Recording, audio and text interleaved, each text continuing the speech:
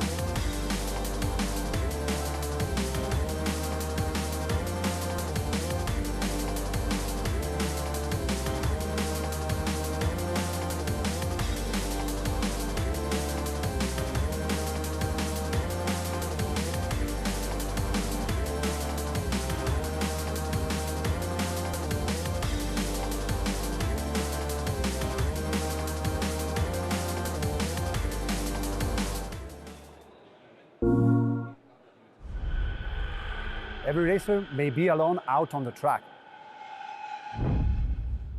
but it takes a team to race. Focusing on a collective passion. Victory. If positions are the way they are, we have podium, we have third. Right. But winning takes consistency. And this absolutely critical factor has become the storyline of the season. Last corner right now, drive to the line. Aston Martin are your champions here at Paris. And Toyota and Cy Bishop take victory here in the Manufacturers Series final. But Mercedes-Benz, they win the Manufacturers Series here in New York. Here in Salzburg, with 3 World Tour races behind them, each manufacturer will demonstrate the strategy, tenacity, and the teamwork to be crowned champion.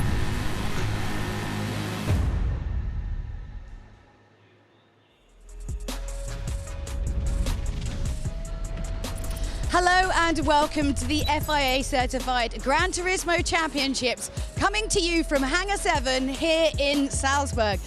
Now, we are back once more at this incredible museum, which is an homage to vehicular speed of all kind. Some incredible pieces of machinery here, but just don't touch them because you do get into trouble, speaking from experience.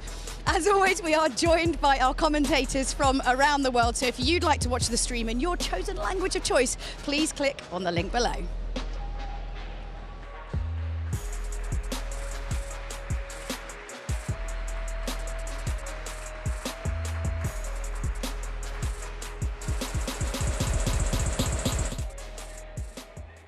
Today is all about team racing. Yes, it's time for the Manufacturers Series. And this time out, we've shaken things up just a little bit. Let me tell you how it's going to work. So this time around, we still have 12 teams of 3 drivers, but instead of having 4 races, we are going to have 2 races instead. So like normal, the qualifier is just 1 driver to set the grid position, and then we have 2 races. Now, in each of these races, every driver has to race. And in the grand final, that's the second race, it's double the points. So everything to play for and everything could change in that grand final race. And of course, the most points wins. Before we get onto our top 6 qualifier, the main qualifiers went down today. So why don't we throw it over to Tom and Jimmy to let you know exactly what went down. So we've just had qualifying for the Manufacturer Series for World Tour 4 of the 2019 FIA Certified Gran Turismo Championships here at Salzburg. Jimmy, Mercedes, surprisingly in the wet conditions, top of the class. And we say surprisingly because we thought we'd see an MR car go quickly here. We had Audi really fast in the warm-up, as well as Porsche and Peugeot, who basically round up our top 4 positions. But Mercedes just sneaking into pole position. The gap between the top 4, a tenth of a second. Yeah. All it was. Yeah, really, really impressive. And then also you've got Ford and Chevrolet that just made it through into that top 6 qualifier, so they'll be competing for those top 6 positions on the grid in the first manufacturers race. Difficult day at the office though for the likes of Jaguar, and especially if you look further down the order, Toyota, Lexus and also Hyundai, right down the bottom of the pile, but also by a huge margin. Yeah, it's just, again, MR car, the car they have around here. Quite surprising to see Mercedes so far up. Of course, we have to mention Aston Martin, second place last time out, manufacturers, 8th in this qualifying session, really far down the order. Yeah, well, it's going to be interesting to see how they all get on, isn't it? As you can see, the qualifier was an incredible race with Mercedes coming out on top. Lukovsky not actually driving for Mercedes at that point, but he definitely is someone to watch if the previous championships are something to go by. We want to know what you think though. Hit us up using the hashtag GTSport or FIA GTC and let us know who you think is going to be the Michelin driver of the day. But now it's time to chuck over to that top 6 qualifier. It's Tom and Jimmy. Yeah, thank you very much indeed, Julia. Welcome to Salzburg. Welcome to the Red Bull Hangar-7. It is the 2019 FIA Gran Turismo Championships World Tour 4. Listen to the competitors. Listen to the crowd here. What an absolutely brilliant atmosphere, Jimmy. Yeah, and a great location. I mean, you can see behind us, just to the right of Tom, there's literally a plane there. This is I love recording here. I love streaming here. It's fantastic. Yeah, it really is going to be exciting. Manufacturer Series, though, of course, new format for this weekend, as Julia was explaining a few moments ago. That is going to be pretty interesting to see how it all works out. Instead of having 3 individual races for each driver, the 2 longer races, all drivers included, so strategy now becomes an even bigger element to the Manufacturer Series. A bit more team focused now. I mean, before, you know, the whole point of the Manufacturer Series is you compete as a team, work as a team to try and win, obviously, as is tradition with racing.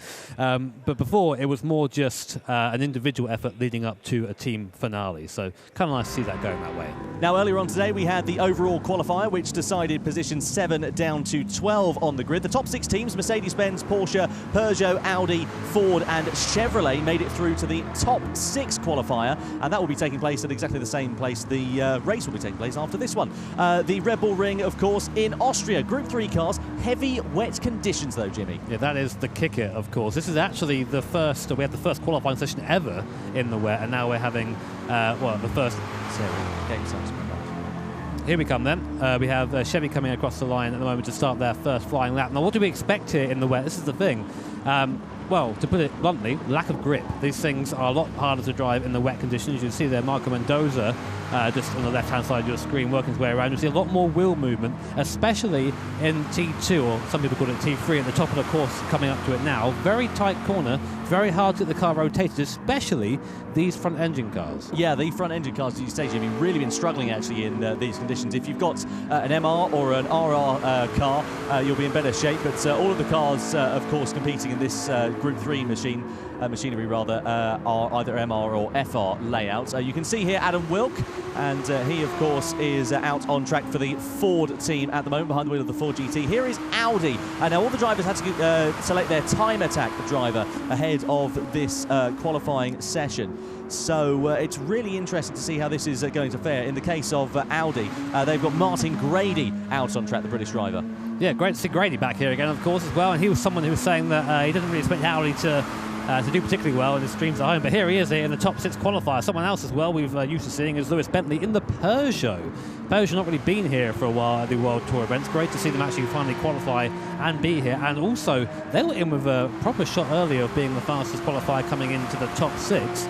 It's going to be close. The thing is, I wonder, at this point, it's very much a toss-up as to who's going to take this. It's that close. It really is, yeah, you're absolutely right. I tell you what, the interesting thing is, we were talking about the MR cars generally being the quicker of the cars, but this Mercedes-Benz has been hugely impressive. This, of course, is an FR layout, so front engine, rear-wheel drive, but for some reason, Tom Lartiu is able to get that car around quicker than anybody else. Yeah, I mean, you guys, again, might know him as Veloci Storm at home, and happily doing rather well in these conditions. So first lap time gone down, 149.4. We expect to see a little bit quicker than that. Here comes Ford coming across the line now. They go 146.4. So we expect lap times quite a bit further down than this at the moment. Of course, a lot of teams coming on to their final lap as it is. Here comes Audi. Can they improve on the 146.4 set by Ford? Let's see what they do. Over the line, they do improve, yeah, 145.3. Now, what about Peugeot? They were just 15 thousandths of a second down coming through into this final sector. If they can make up that time, and Lewis Bentley is the driver who is behind the wheel of that car, squirreling ears out of the final turn. Over the line come Peugeot. Can they really put an upset into the mix? They go second fastest. Will they be able to do anything on this, their final flying lap? Porsche currently up on their time at the moment, so on the outside, the fastest time I should say, so they'll be going probably a bit quicker than Audi. Oh, big sideways there at the last corner. So easy to do that in these cars. A lot of the guys don't run traction control, they believe it to be quicker, and of course in these conditions it really does make the difference. So here comes Mercedes-Benz, our fastest qualifier from this session earlier on. Again, big opposite block out the last corner. Try and get that power down as quick as you can, but because of how these cars are, and of course because of these wet conditions, it's very tricky to get all that power down in one go. So here is Chevy. They are on their last flying lap at the moment. So this is make or break for them. Looking very much like break at the moment. Half a tenth off the fastest lap. They really need to improve right now. They're 3 seconds off the next best car, which is Ford, coming through the last 2 right-handers now. Very much momentum-based through here. You have to slow right down in the wet, though, for this right-hander, and you'll see the car is really struggling with traction. Here we go, then. So around the last corner, sideways there in that C7. Will Chevy improve coming across the line? Let's see. Over the timeline they come. It's not an improvement. It's a 146.814. It's an improvement in time, but not in position now. Ford were 1.1 seconds down. They could be set to move a little bit further up the order, but a similar slide like that from Adam Wilk over the final corner won't help him, and indeed they do not improve. So 5th quickest at best, but Audi are the team on a charge at the moment. Martin Grady behind the wheel. He was a 10th of a second up going through that final corner. The Audi looking very stable and very strong in these conditions. Over the line we go, and it goes faster by 0.2 of a second. A 145.124 here for Audi. I don't think they were going to do that then. Grady was on the limiter coming out of the last corner, trying to put that power down. Here comes the Peugeot, the last team to really try and upset it, getting all sorts of angle there. Might look good, but it's not very fast. Probably not going to improve at all. Stay in third position for now. Now Porsche, can they go quicker? They're a 10.5 down right now. It's looking very quick and very good for Audi at this point. Coming through the last corner. Let's see if they can lay down the power. Coming down the straight. And again, sideways, Tom. Yeah, really sideways at the final corner there for Porsche. Over the line comes Sugawara. It's not an improvement for Porsche. Now Mercedes-Benz are on the move here. Tom Lartiu has got the hammer down. He's out of the final corner. Can he snatch pole position in the dying moments of the top 6 qualifier for the Manufacturer Series? Over the line come Mercedes. Can they do it? They can't. Oh my word.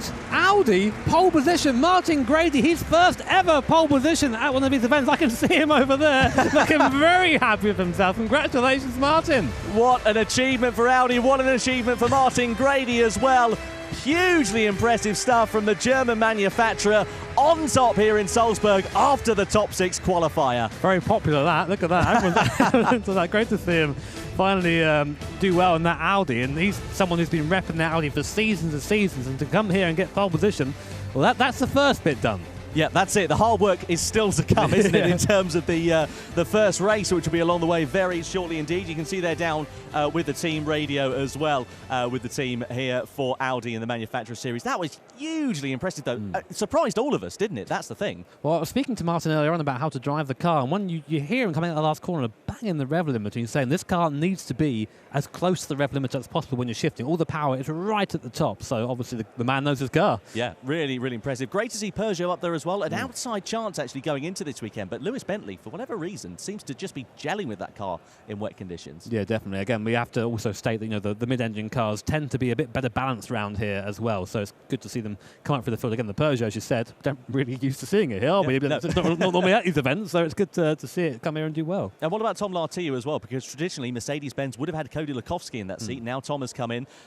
They've put him in as the time attack driver. Did a good performance there, and we thought he was ready to upset everybody else at the end of that session, but just lost out right at the end. Yeah, I think he made a mistake coming through the second to last corner. Just didn't quite get the car turned in properly, understeered off, and at that point you lose the time. It's just got momentum's all you need through there. So, but a good effort. Yeah, absolutely. What do you think we're qualifying. expecting for the race, though, in terms of the conditions? A race is very difficult to say, of course.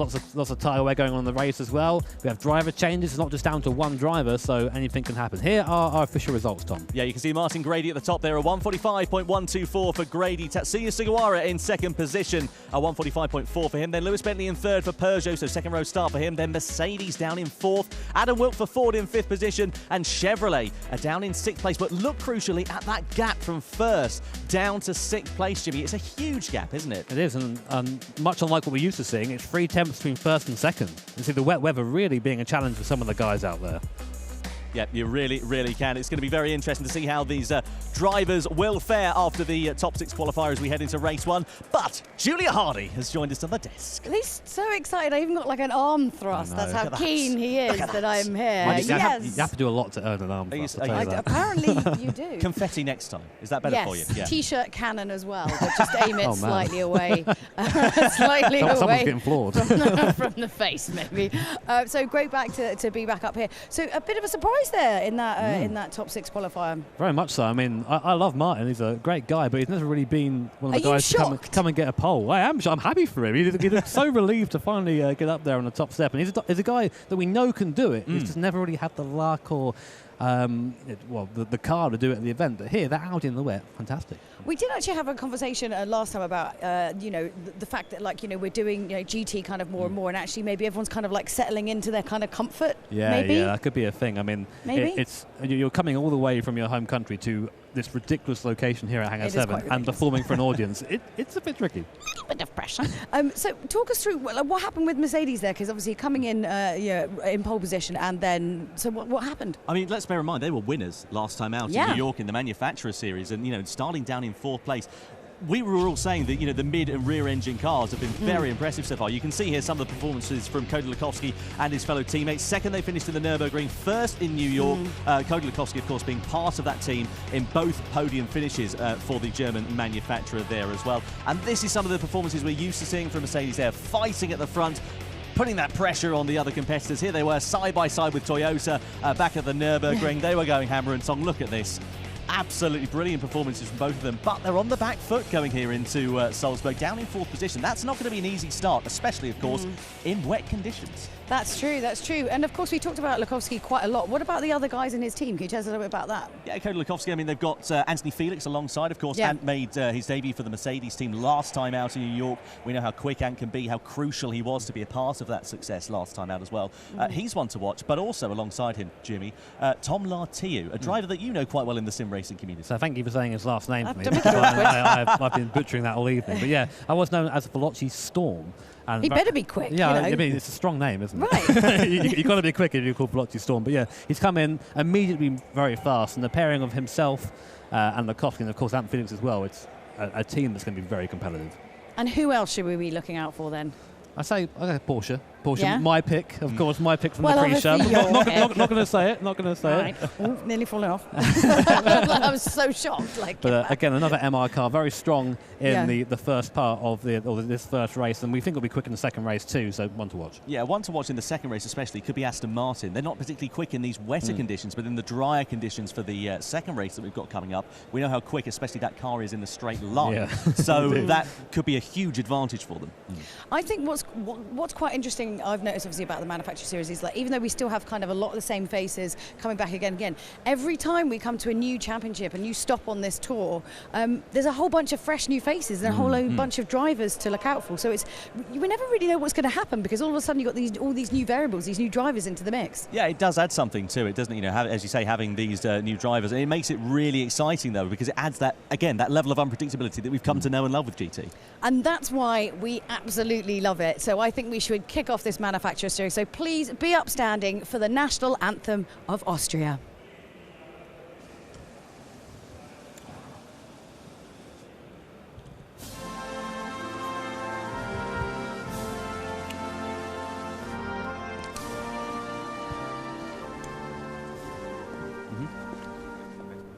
Let me just check.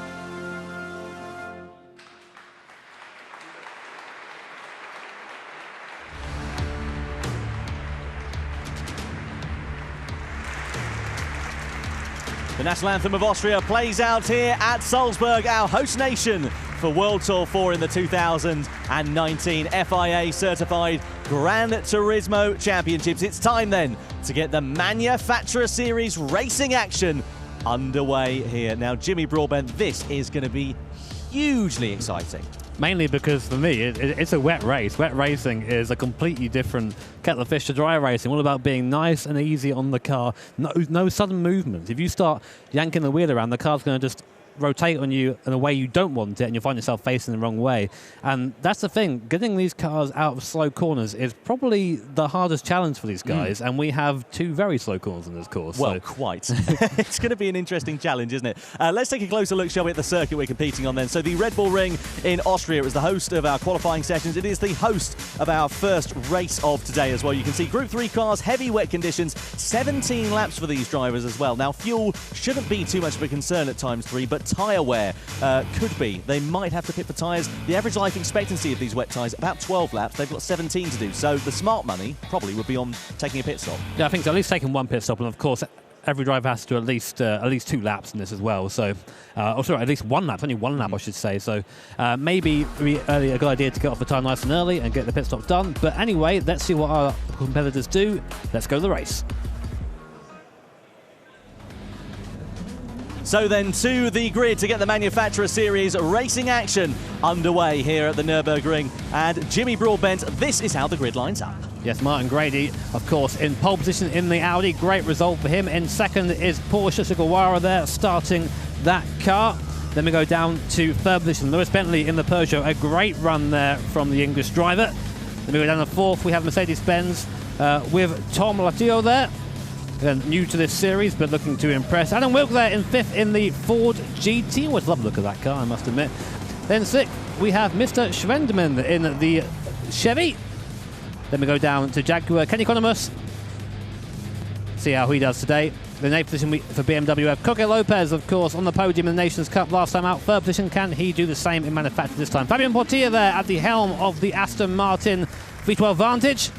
Then we have Adriano Carrazza there in the Lexus, a past manufacturer's champion from last year. Can he do well for them? Sly Bishop, of course, a friendly face around here, definitely from New Zealand, I'm told by a lot of people. And Kajal there rounds off the top 12 in the Hyundai. So a rolling start then for these drivers in wet conditions, a safer bet down towards turn one, if anything. But it is such an unpredictable thing here, Jimmy, that it's going to be interesting to see how they all fare down to that first corner. I'm told that cold tyres do make a difference around here. So cold tyres going into T1 might be a little bit of an issue for some of the drivers. They won't have the grip they're used to. So we might see someone going a little bit too brave in the T1, making a mistake, and of course not ending their race, but definitely putting a dampener on it. Of course, we're using the Group 3 cars, as you can see, full-fledged race cars, lots of aero, lots of grip, and equivalent to the FIA GT3 class of racing. So round the final corner, the drivers will come then, the Red Bull Ring. Race 1, of course, don't forget all 3 drivers will be competing here in this race, so strategy, pit stops and tyre changes are going to be very interesting indeed. Porsche alongside there in second position, then comes Peugeot and Mercedes-Benz. That is a view of the big screen here at the Red Bull Ring. There is the Red Bull X2010 from Gran Turismo 5, but we are ready then to get racing action underway here. The Manufacturer Series in Salzburg is go. Good start then from Porsche as they all dart into the slipstream and try and get the drag down towards the first corner. Porsche into the slipstream of Audi, and then you can see side-by-side action as well as Ford trying to go over the inside there of Mercedes-Benz down towards the first corner. They all managed to make it through in the front echelons there. Mercedes shuffled out wide against Ford, and Mercedes going down into 5th position off the start. Yeah, bad start for Mercedes there, but it's a long race. It's won 17 laps, so don't get disheartened just yet. Of course, Martin Grady there for Audi leading up towards T3. First, big heavy braking zone of the race. Let's see if everyone get through clearly. Everyone seems to be nice and neat and tidy through here for the first time through. Lewis Bentley there getting a good run out of T3 on the back of the Porsche. Those mid-engine cars having good traction there off the slower speed corners. It seems the Mercedes really struggling, going backwards here, and the top 3 pulling away, coming down to T4. Might be interesting to see how Mercedes do once they've got their tyres crucially up to temperature here. Maybe that's where they'll begin to thrive. They were very quick over the course of a lap in qualifying, but not so in these early stages of the race. Hyundai getting the better of Toyota, and that's a point to mention as well. Toyota had a shocker of a qualifying and competing down there in 11th. That, of course, is by stark comparison, Jimmy, to what we've seen so far from them in the World Tour. Yeah, not great, unfortunately, for those guys. And Sai was saying the strategy might be to get him out the car as soon as possible to try and get someone else in who's maybe a bit more adept in the wet conditions and in the Toyota at the moment. Although Sai, of course, a previous manufacturer's winner back at the Nürburgring. Audi, Martin Grady, putting away at the front. And you're seeing the effect of this wet race, drifting there, coming into the last couple of corners. It's very easy to do that, but you don't want to go too far around. Once you get a little bit too enthusiastic, you find yourself facing the wrong way very quickly on board with the Peugeot, Tom. Yeah, riding on board here with Lewis Bentley, who is behind the wheel. He was the starting driver there for that team. Of course, also in that manufacturer, they've got Okamoto and Castro to come as well. You can see there Takuya Okamoto, Richard Castro, the other drivers. There is Lewis Bentley in the top left-hand picture of your screen at the moment. Are they going to be able to do anything and close that gap down to Porsche here in the early stages as well? And when will they opt to put Bentley out of the car and put Okamoto into it as well? That is going to be one of the most exciting points, is when they will decide to make those driver changes. Well, of course, Bentley was a qualifying driver, so we know he's got some speed in him, so it's likely we'll see him actually do a few laps, I imagine, before getting out of the car. No one opting to pit just yet. As I said, each driver has to do a minimum of 1 lap, so from now on they can change. Meanwhile, in the background, BMW and Jaguar going head-to-head, coming down into T3, and Jaguar being forced out wide there. Not sure if there is contact, but I was told earlier on, if there is contact between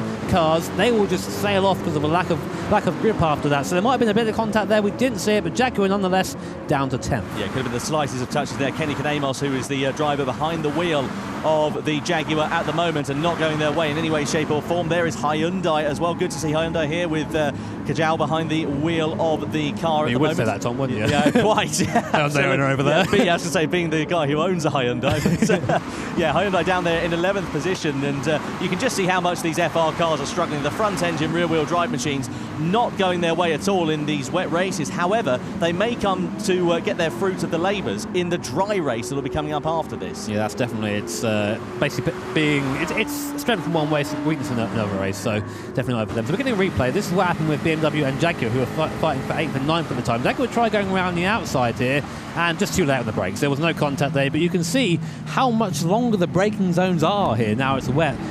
Hit the brake and nothing happens, and you go, oh drat, as you sail off onto the AstroTurf. Nothing you can do in those circumstances either. It's just a one-way ticket to being off the circuit. Toyota now ahead of Hyundai into 11th position, and Toyota in early doors. So Cy Bishop wants to get out of that car. That is going to be Yamanaka, who will be put behind the wheel of the Toyota there now. So early doors for those guys to make that change, and Cy saying exactly what he was going to do, and that is exactly what has happened. Get Cy out of the car, put Yamanaka in. Yamanaka is the closest I would describe a driver to being feral. You send him out here, he will chase you down and he will take you on track. He's a very quick driver, very aggressive, so I'm really looking forward to seeing him come back through the field. I wonder how long he'll be in the car for, though. We know Yamanaka's a quick driver. Oh, hello. We'll get back to that in a minute. Chevy and Aston now coming to blows. Now, of course, I keep mentioning how fast the Aston is in the straight lines. You all keep pointing out at home. But it's not going to help it too much here. Getting that traction down is a big part of the battle, and of course having a very torquey engine is not going to help so much as Aston goes very deep there into T4, just about misses the back of the C7R in front of it, which is good for the Aston. That would have been a slap on the wrist, but you see there Chevy getting all kinds of sideways coming out of the right-hander. That is Schwendemann in there at the moment.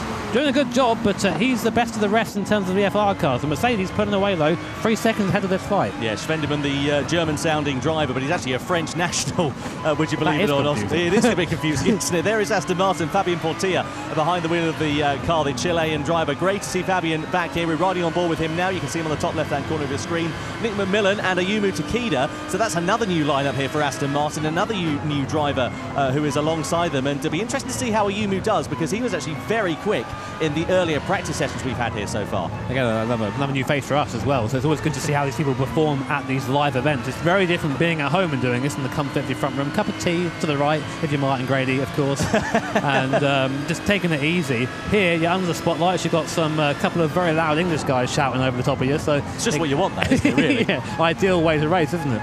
Yeah, absolutely. Look at that, bit of a slip and a slide there for Fabien Portier coming out of the first corner. Penalty there for Chevrolet for exceeding track limits.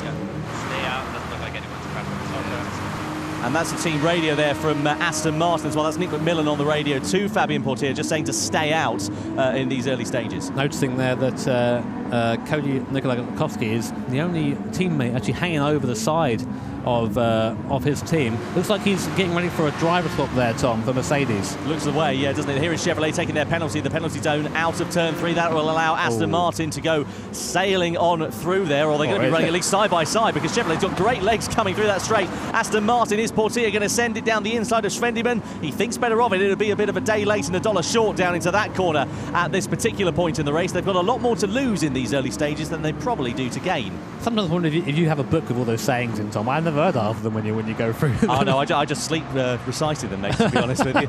Here we are then, Chevy and Aston. You see there, the actual mid-corner speed for the Chevy is nowhere near what the Aston Martin has. It seems that Schwendemann is really actually struggling to get the power down. You can see on the right-hand side just how easy he's being on the throttle. Wait to the cars in the straight line, back on the power. Again, right-hander, easy on the power. And then there you go. You can finally get back on the pedal to the metal, but it takes a while to do it. And if you're a racing driver of any kind, be it sim or real life, it's so hard being patient. You want to just nail the throttle and go full chat, but of course doing that here will probably likely end in a spin. Now, are we going to see? No, we haven't seen Mercedes-Benz. We've not seen. I expected them in the pits that lap. You can see there, left-hand side. Jaguar are in. All our different commentators. Yes, sorry, Jaggin. Yep, Jack come into the pit lane then, so that will be a driver change. Kenny Konomos behind the wheel. Florian Pangenet will be back behind the wheel of that machine. Good to see Florian back in the GT World Tour once again.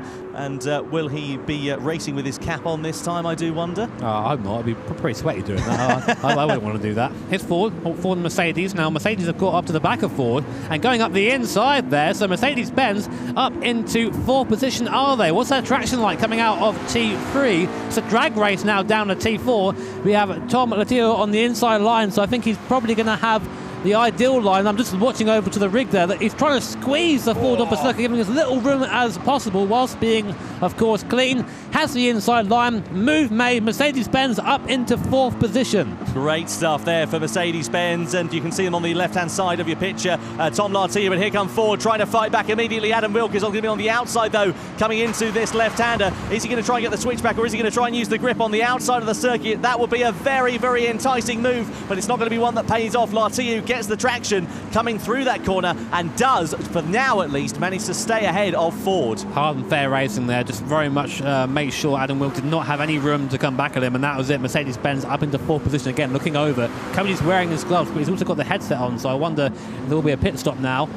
We'll see. Ford, of course, Adam Wilk at the wheel of that, a bit of a veteran at these events right now, been to a few of these over the course of his time in Gran Turismo, and has only really got better, I think, Wilk has. He started off being someone who's, fighting to get through to repechage events in Nations Cup, and now someone who is quite quick in the manufacturers. Speaking of manufacturers, Aston Martin into the pit lane. Yeah, Fabian Portier out the car. Nick McMillan will take the wheel of that machine there then. So Fabian Portier jumps out. He will go on to team radio duties and team manager duties for now. And you can see also Hyundai into the pit lane there from 11th position as well. So out of the car will come Kajau, and then Cy Cotton will go behind the wheel of that machine. So a new name into the manufacturer series all the way from Wisconsin in America is Cotton as well. Good to see another new name in the manufacturer series here as well. Actually, his first time out of Europe, into Europe rather, I should say, out of America here this weekend. So a proper step into the unknown there. Imagine doing that. Imagine your first time into Europe on a 12-hour flight or whatever it was, or something silly like that, and then coming here and performing at the highest level. I mean, that is something that we can share with our real-life counterpart racing drivers. So here is the Porsche right now, having a bit of a sideways moment coming out of T number 4. Mercedes starting to pull away now from Ford. It seems that Tom is getting a little bit more familiar with that car. And when I say Tom, I mean Tom Latillo, not Tom next to me. He's, I am more familiar with it, but just not in the sense that Latillo is. You'd be off in the gravel if it were you. Well, thank you very much. So will I, don't worry. Yeah, I was going to say, speak for yourself, commentators race earlier, Mr. Two Spins. Oh, there it is. There it is. Well, here at BMW, they're being hounded by Lexus now on lap 6 here at the Red Bull Ring. Lexus have really managed to close up that gap. Of course, the reigning Manufacturer Series champions of 2018. Adriano Carrazza behind the wheel of that car at the moment, behind the wheel of the BMW. It's Koke Lopez. Here a Porsche into the pit lane then. So they come into the pits from second position then in this race. And it'll be Sugawara out of the car and Carmo who will go behind the wheel. There is Sugawara just taking out of his car. Then Carmo now goes in, and also Chevrolet into the box as well. And that'll be a driver change. Svendibin out and Avicino comes into play there. Yeah, Carmo, another fresh race for us in the Porsche. So I'm interested to see how he's going to perform now under the pressure of these live events. Meanwhile, at the front of the field, Audi still leading. Martin Grady yet to make the stop. Lewis Bentley, same position for him, as well as Mercedes. You can see, though, the gap starting to open up a little bit. 2 seconds back now are Audi from, Peugeot from Audi, and then 4 seconds behind them are Mercedes-Benz. Chevy there coming out into 8th position. I'm really loving this picture-in-picture stuff. I must admit, it's great to see the guys actually having to physically get in there and change drivers. Tom, tyre strategy. Yeah, you can see that they must drive the track and must change drivers. There's no fuel, of course, involved in this one, but in terms of tyres, well, about 12 laps is the average life expectancy of this, so they might go to the end of it on, but we did see drivers putting on new tyres after lap 6, so they're probably going to go to the end of the race from that. Yeah, I mean, these Michelin wet tyres, they last a bit. They last a while. We're not quite used to seeing tyres last this long. But of course, the life is always going to be better at the start of the tyre. It just means they don't drop off as quickly. So we'll see what Martin Grady can do. We know Grady is one of the smoother drivers out there. He was giving me some tips earlier on how I should be racing, none of which I listened to, of course, when doing our commentator race, and promptly fell off the circuit like an idiot. Let's see if it's a different line, though, into the last corner. Is he going to pull over to the right-hand corner now and come in? No, maybe just a little bit too quick on the entry. Sorry, Tom, go ahead. I was going to say, I'll tell you what, BMW must be feeling sick as a parrot now. Here is Aston Martin. Come back to them in just a few moments' time. They're just in front of them is Chevrolet. Then Chevrolet sending it straight off at that corner, allowing Aston Martin to pull alongside. Chevrolet getting a bit slidey as they get back onto the gas, but Aston Martin still managing to get ahead. So Nick McMillan now up into P8. I was just saying, BMW must be sick as a parrot as Ford are into the pit lane, because they haven't made a stop yet, but Porsche are still ahead of them there on the road. So they are just, what are they going to have to do? They're really not having a good time of it so far. Yeah, it's not going to be a race for them, I think. It's interesting to see the telemetry for Nick McMillan. He wasn't on full throttle until he was in third gear. He's really having trouble getting out of those slow speed corners in these wet conditions. Here they come then down to T1 for the 8th time, and wow, Nick there. Nick, easy on the right hand, mate. You know, Nick, of course, has real life racing experience in the wet weather as well, so that will help him a little bit. But that Aston Martin seems like an absolute dog in the wet. Yeah, former GT Academy winner is Nick McMillan. I was talking to him about that car earlier, and he said it's a bit like a table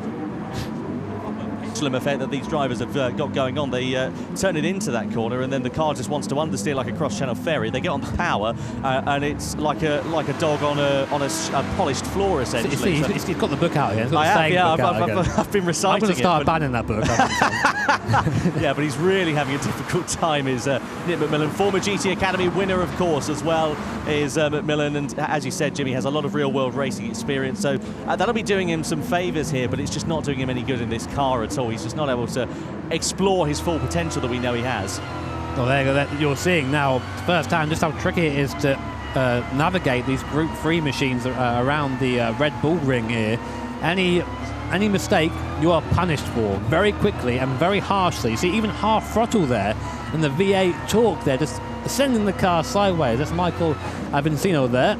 Spoke to him a bit earlier on. He was very happy to come back. He made his debut back in Paris, and now we have Mercedes-Benz from third position into the pit lane, and Cody Nikola Lukowski now getting into the car. Now, have they done enough to leapfrog Porsche here in these circumstances as well? That's going to be the interesting thing. So new tyres on that car. Cody Lukowski behind the wheel of the Mercedes-AMG. Porsche do go ahead, so they haven't done enough to get ahead of Porsche on this occasion. They are going to emerge, just coming out a little bit, so they'll be about a second or so down as they come back into play there. BMW into the pits then for the first time here in this race. Now, where are they going to emerge as well? Coque Lopez out the car. Nicolo Rubelar, of course, Nations Cup winner from Paris, goes behind the wheel.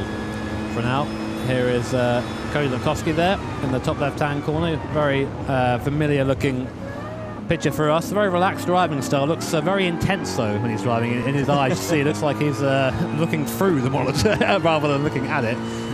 We'll see how he performs. We know he's quick, and of course Mercedes, the winners last time out at New York. Two of the drivers being retained from that team, coming down to T4. Now there is Porsche in front. We're getting an idea of the distance on circuit visually. Doesn't look that far away, but that's 2.6 seconds there. And of course in the wet those gaps are kind of widened somewhat. Yeah, seems to be the case as we're riding on board here at Cody. Look at the corrections he's having to make of the steering here. Turning in, look how gingerly he has to try and make that apex there. Multiple corrections of the steering wheel onto the power relatively smoothly, but again, not as smooth as, of course, it would be in these drier conditions. So the grip levels are very, very low out there. These Michelin wet weather tyres are doing a good job out there so far on circuit, but it's still a big old handful under the conditions for these drivers. And you can see, of course, they've got the spray to contend with there as well. Now, Audi, the race leaders, coming to the pits. So Martin Grady will get out of that car, and behind the wheel of the Audi will now come Hayden Hunter. Again, a new name in the Gran Turismo World Tour. And what is the American going to be able to do with his first time ever at these World Tour events? Will he be able to help Audi and help them thrive in these conditions? But Peugeot take up the lead. They haven't made a stop, though, crucially. No, yeah, Lewis Bentley still in the helm of the Peugeot there. I've got to say, great opening stint there from Martin Grady. Did the job well, pulled away from the front, didn't look back, and gave a little bit of a gap to the car behind. We'll see what that gap is properly when Peugeot come into the pit lane. Now, they still have two drivers to get through Peugeot, so Lewis Bentley is probably going to have to pit in fairly soon, unless they're going to try and do Lewis going very far and then bam, bam, very quick stops at the end. Sure. We'll have to wait and see. We're having an investigation there for Chevrolet and Jaguar. We've not seen why that is. There's a penalty given for Chevrolet there, so presumably there's been a bit of contact between them. Yeah, a little bit of argy-bargy, as they'd say back in the day. So we'll see if we can get replay of that at some point. But meanwhile, here is Porsche, and there is Cody in the background. The gap is coming down about half a second since the last time we checked. So Cody seems to have the legs on the Porsche in front. But at this point, really, for the win, it's not looking like it's going to go Mercedes-Benz way. It has to be a good couple of stints, I think, for them to get back into contention. I think the thing is here, if they're not going to be fighting for the win damage limitation, get themselves the best grid spot possible for the grand final race coming up after this one, because that is where they're going to thrive on the long straight at Spa. The FR car layout works really well at Spa. You can see there are no penalties issued following that incident between Jaguar and Chevrolet. We haven't seen it on screen. We know a penalty was given for Chevrolet there as well for one reason or another, but either way, interesting to see what's going to happen. Now, what about Porsche here as well? Behind the wheel of that car at the moment is Carmo, and will he be able to do anything? Will he be able to close that gap down to Audi? There is Mercedes-Benz, though, close behind, and Cody Lukowski, in turn, is trying to close the gap down to Porsche. So two German manufacturers potentially battling for the podium positions. Could be quite an enticing little duel. I'll tell you what, it was free, really, to include the Audi in there as well, but it's so tricky to just jump into the car and get up to pace straight away. There's a lot to be said for someone who's able to do that, and you're seeing a bit of a difference here. Cody, he's been to a lot of his events before. He knows the drill. He knows everything goes down. He's got into the car straight on the pace. As a result, now it's about a second he's taken out the Porsche in front. So at this point, I think it's definitely one to watch. Aston Martin into the pit lane. Not really been a good race for them so far, Tom. No, Ayumu Takeda will be behind the wheel of the car. The Japanese driver, a new name, of course, as we said, for the manufacturer. Hyundai also making their second stop. So Cotton out to Hoshino goes behind the wheel. Mercedes go off at turn 3 as well. Wide there for Cody Lukowski. That's not going to help him in his charge to be closing down on Porsche. That's a frustrating thing about that. I'm sorry to cut over you there, mate, but it's just all that work. Immediately, look at the fingers, it's gone. And that is what is so challenging about wet conditions. You are just a metre late on the brake and you're going to go sailing off. Yeah, exactly. Frustration there for Cody Lukowski is probably getting to him now. And look at that sliding as he comes out of turn 4 there in the infield section we are now. In terms of the gap between Audi and Porsche, I'm keeping an eye on that one. It seems to be coming down ever so slightly between those two different manufacturers. Now, here's a replay. Here's what happened to Mercedes then as we come down in towards turn number 4. So you can see him just behind Porsche here. As you said, Jimmy, snatched a break, little bit too late, missed the apex. And as you said, all that hard work undone. The German commentators, Kevin Friesacker there on the right-hand side, brother, actually, to former F1 driver Patrick Friesacker. Good to have him here this weekend. But not a lot for the German language commentators to be smiling about at the moment after that one. Now into the pit lane come Peugeot. So Lewis Bentley finally does come into the pits. And behind the wheel of that French car, it will now be Okamoto. So Takuya Okamoto takes the wheel. Let's see this gap then. That's the all-important gap between first and second place. We'll see Mercedes-Benz have jumped them. We'll have to wait and see just 2 seconds. Yeah, Porsche into the pits and out. And there we are, Mercedes are through, but of course they haven't made their second stop here either. So out of the pits then we come. And you can see Chevrolet and Jaguar also into the pits then for their second stops in this race. So out of the car comes Avicino for Chevrolet. Mendoza goes behind the wheel. And of course for Jaguar in terms of them, it's Pongone out of it. And Vincenzo Nito behind the wheel of the car. Now here is Audi. That gap has come down, as we said, for these race leaders at the moment. 2.5 seconds it sits between Peugeot and Audi. They've both made 1 stop apiece, so they've got 1 more to go here in this race. But of course Porsche have made their 2 stops, so they're flat out to the finish at this point here now, Jimmy. Yeah, so nothing to worry about for them now. It's just a matter of getting there. Here is Porsche and there is Audi. So it's 2.5 seconds between them and Peugeot at the moment. Let's see who has the best grip of these MR cars coming through. Now, I think, tell you what, Tom, I need to go and see if Mr. Lewis, I think we have Lewis Bentley joining us. You want to very quickly just call that. Yeah, see if we can get Lewis up quick. Yeah, Mr. Bentley up here. Lewis Bentley and Lewis, of course, you're driving for Peugeot. That was a hugely long first stint, wasn't it?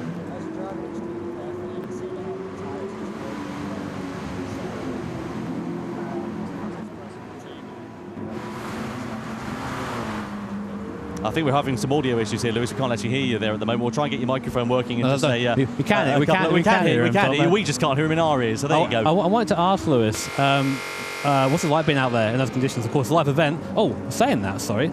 Audi in, does this surprise you? Not really. I was expecting them to pit lap 9 halfway through the race with tyres. Yeah. So they make the race to halves with tyres. Well, here we are. Let's see what happens. Give us 2 seconds. So here we are then. Porsche leading forward. Where are Audi going to come out? So we've got 1 last stop. The Porsche, the time is done. So only 7 tenths now behind Peugeot at this point. And with another stop for Peugeot to make. This is looking more and more like it could be Audi's game. In the background there is Mercedes-Benz. They need to make another stop. And then behind them is Porsche. They can go straight to the end. And there you go, Peugeot going a little bit wide at the top. Looks like Audi's probably going to get the drive coming out of the corner. And now it's 1, 2, 3. Mercedes-Benz and Audi side by side coming down to T4. Mercedes-Benz has the drive. They're going to try and go up the inside. Audi then demoted into 3rd position. And an incident between Peugeot and Audi. There might have been a little bit of contact, but Mercedes-Benz, Cody, going up the inside, Tom. Oh, they're trying, aren't they? Peugeot are running a little bit wide onto the curb there, side by side between Mercedes. They're going to be on the outside, though, coming through the following right-hander. Lukowski on the outside, but he pushes the Peugeot off to the side of the track there. They're very close and aggressive racing. Peugeot runs deep. Mercedes on the outside. Audi getting a face full of spray here in this drama as well. And still, Mercedes on the outside. They hold that line. Absolutely brilliant stuff from the Mercedes team, and Cody Lukowski behind the wheel. A great move, but these both guys, Peugeot and Mercedes-Benz, are yet to pit. They need to pit 1 more time, so Audi needs to be more concerned with Porsche behind, who are gaining because Audi is involved in this scrap here. So, coming around the second to last corner now, will Peugeot or Mercedes peel into the pit lane? No, they do not, and all the while, this is costing Audi. Audi need to get past Peugeot as quick as they can. Been a warning there. Looks like there's been a warning for the Audi driver for being a little bit too rough and ready with with the Peugeot in front. And here we go, up the inside, using the straight line speed there. Very late on the brakes. No, too late on the brakes. Off they go through T1, off onto the AstroTurf, and they did very well not to collide there, Tom. My word. Straight to the centre of Salzburg, I think, there for Audi. That was very late braking and very ambitious from Hayden Hunter. Fair enough for giving it a go, but it was never going to stop that in the month of Sundays, wasn't he? Down in towards turn 3 we are, and Peugeot and Mercedes really holding up Aston Martin, and look at how close Porsche are, and Audi into the back there of Peugeot at turn number 3. That's going to really compromise them, and we might see a penalty here. So is Audi's race going to be coming undone in these latter stages? All this scrapping is just pushing Audi back into Porsche. I need to have another look at that instant before I can give an opinion. I didn't quite see it there. I was busy looking over at the drivers. But Peugeot, they're going very wide down the bottom, and again Mercedes and Peugeot have to make one more stop. That is so clear. Go on, Tom. I can see Martin Grady looking very animated from our commentary position here, Jimmy. All of his hard work looks like it's going to come to absolutely nothing, because behind the wheel, of course, of the Porsche at the moment is Bayless, and he's doing a great job. Here's the incident then between Mercedes and between Audi, down in towards the right hand. A look at Audi in front. Do they hit Peugeot? Ah, yes, they do. Yes, they do. Contact into turn 3, sends Peugeot off wide, allows Mercedes-Benz to draw alongside. That compromised all of their races, and oh, dearie me, it's just coming so undone with Audi, I should say, in these closing stages of the race. And if they're not hit with a penalty after that one, I will be very surprised indeed. Let's keep an eye out and see what will happen. But Porsche there, that gap has been closing. It now sits at 1 second for the effective race leaders, because of course Mercedes and Peugeot have still got to make their final stops in this race, but it's just a warning given to Audi after that collision between them. So a warning given to Audi, that's the second one they've had so far in this race. They will have to be very careful indeed that they don't have any more discrepancies in the last 3 laps of this one then. And still Mercedes and Peugeot have to pit as BMW come in for their second and final stop. This is a real race for us right now. Audi versus Porsche. This is going to be your race for the lead once the guys in front both pit for their final stop, and the Porsche is just getting closer and closer to the Audi. It's been a good drive from Perugini, a little bit spooky every now and then, a little bit late on the brakes in places, but he's doing okay out there. But the Porsche behind is just quicker at this point. Only a couple of laps left. I'm unsure if Audi can hold off Porsche. We'll have to wait and see. Yeah, it's going to be a very, very interesting time of it. Here is Tristan Bayliss behind the wheel of the Porsche as we ride on board with him in third position. Road Beef, as he's known, so if you've been watching our top 16 Superstars races for the North America region, that'll be a name that's very familiar for you indeed. Tatsuya Sugawara and Daniel Carmo, the other drivers, making it 3 different nationalities competing within that team now. But what Audi need, they need some clear track. They need Peugeot and Mercedes-Benz to go into the pits as soon as they can at the end of this lap. Otherwise, it could cost them the race victory here. Well, we'll see. Of course, it's all part of racing. There is no obligation for Mercedes or Peugeot to get out of the way at all. And Felix now getting ready to get into the car, it seems, for Mercedes. So we might be seeing a driver swap. Our current lead car on track looking to come into the pits. Are they? We're on board with the Porsche. Let's look to the right. Mercedes, they do come into the pits. Yeah, but crucially, you can see there, continuing on, our Peugeot in the lead. So they're going to have a last lap pit stop here by the looks of things. There come Mercedes into the pit lane. We don't really want to be watching that. We know what's going to happen with those. It's pretty textbook. It's where they emerge that'll be the important factor. They should emerge inside the top 4 there. Coming out of the pit lane now we are. Are they going to be right involved in this battle? Because they're not too far into it actually after. That was a hugely impressively quick pit stop. No tyre changes for them either. So now it is all down to Anthony Felix. Can he close the gap down in these last 2 laps? So now it's Audi, Porsche and Mercedes. Can Peugeot pull a little bit of a gap and maybe come out and join this scrap? So here comes Porsche looking to the inside. Not quite though, not quite. Shows the nose, lets the Audi driver know that he's there. Might be a better run though off turn 3. No, you see, getting a little bit impatient now. The win is there. The Porsche driver knows it's there. Got to be calm though. You can't go smashing the throttle. You're still in the wet conditions. It's still easy to spin up and lose time like that.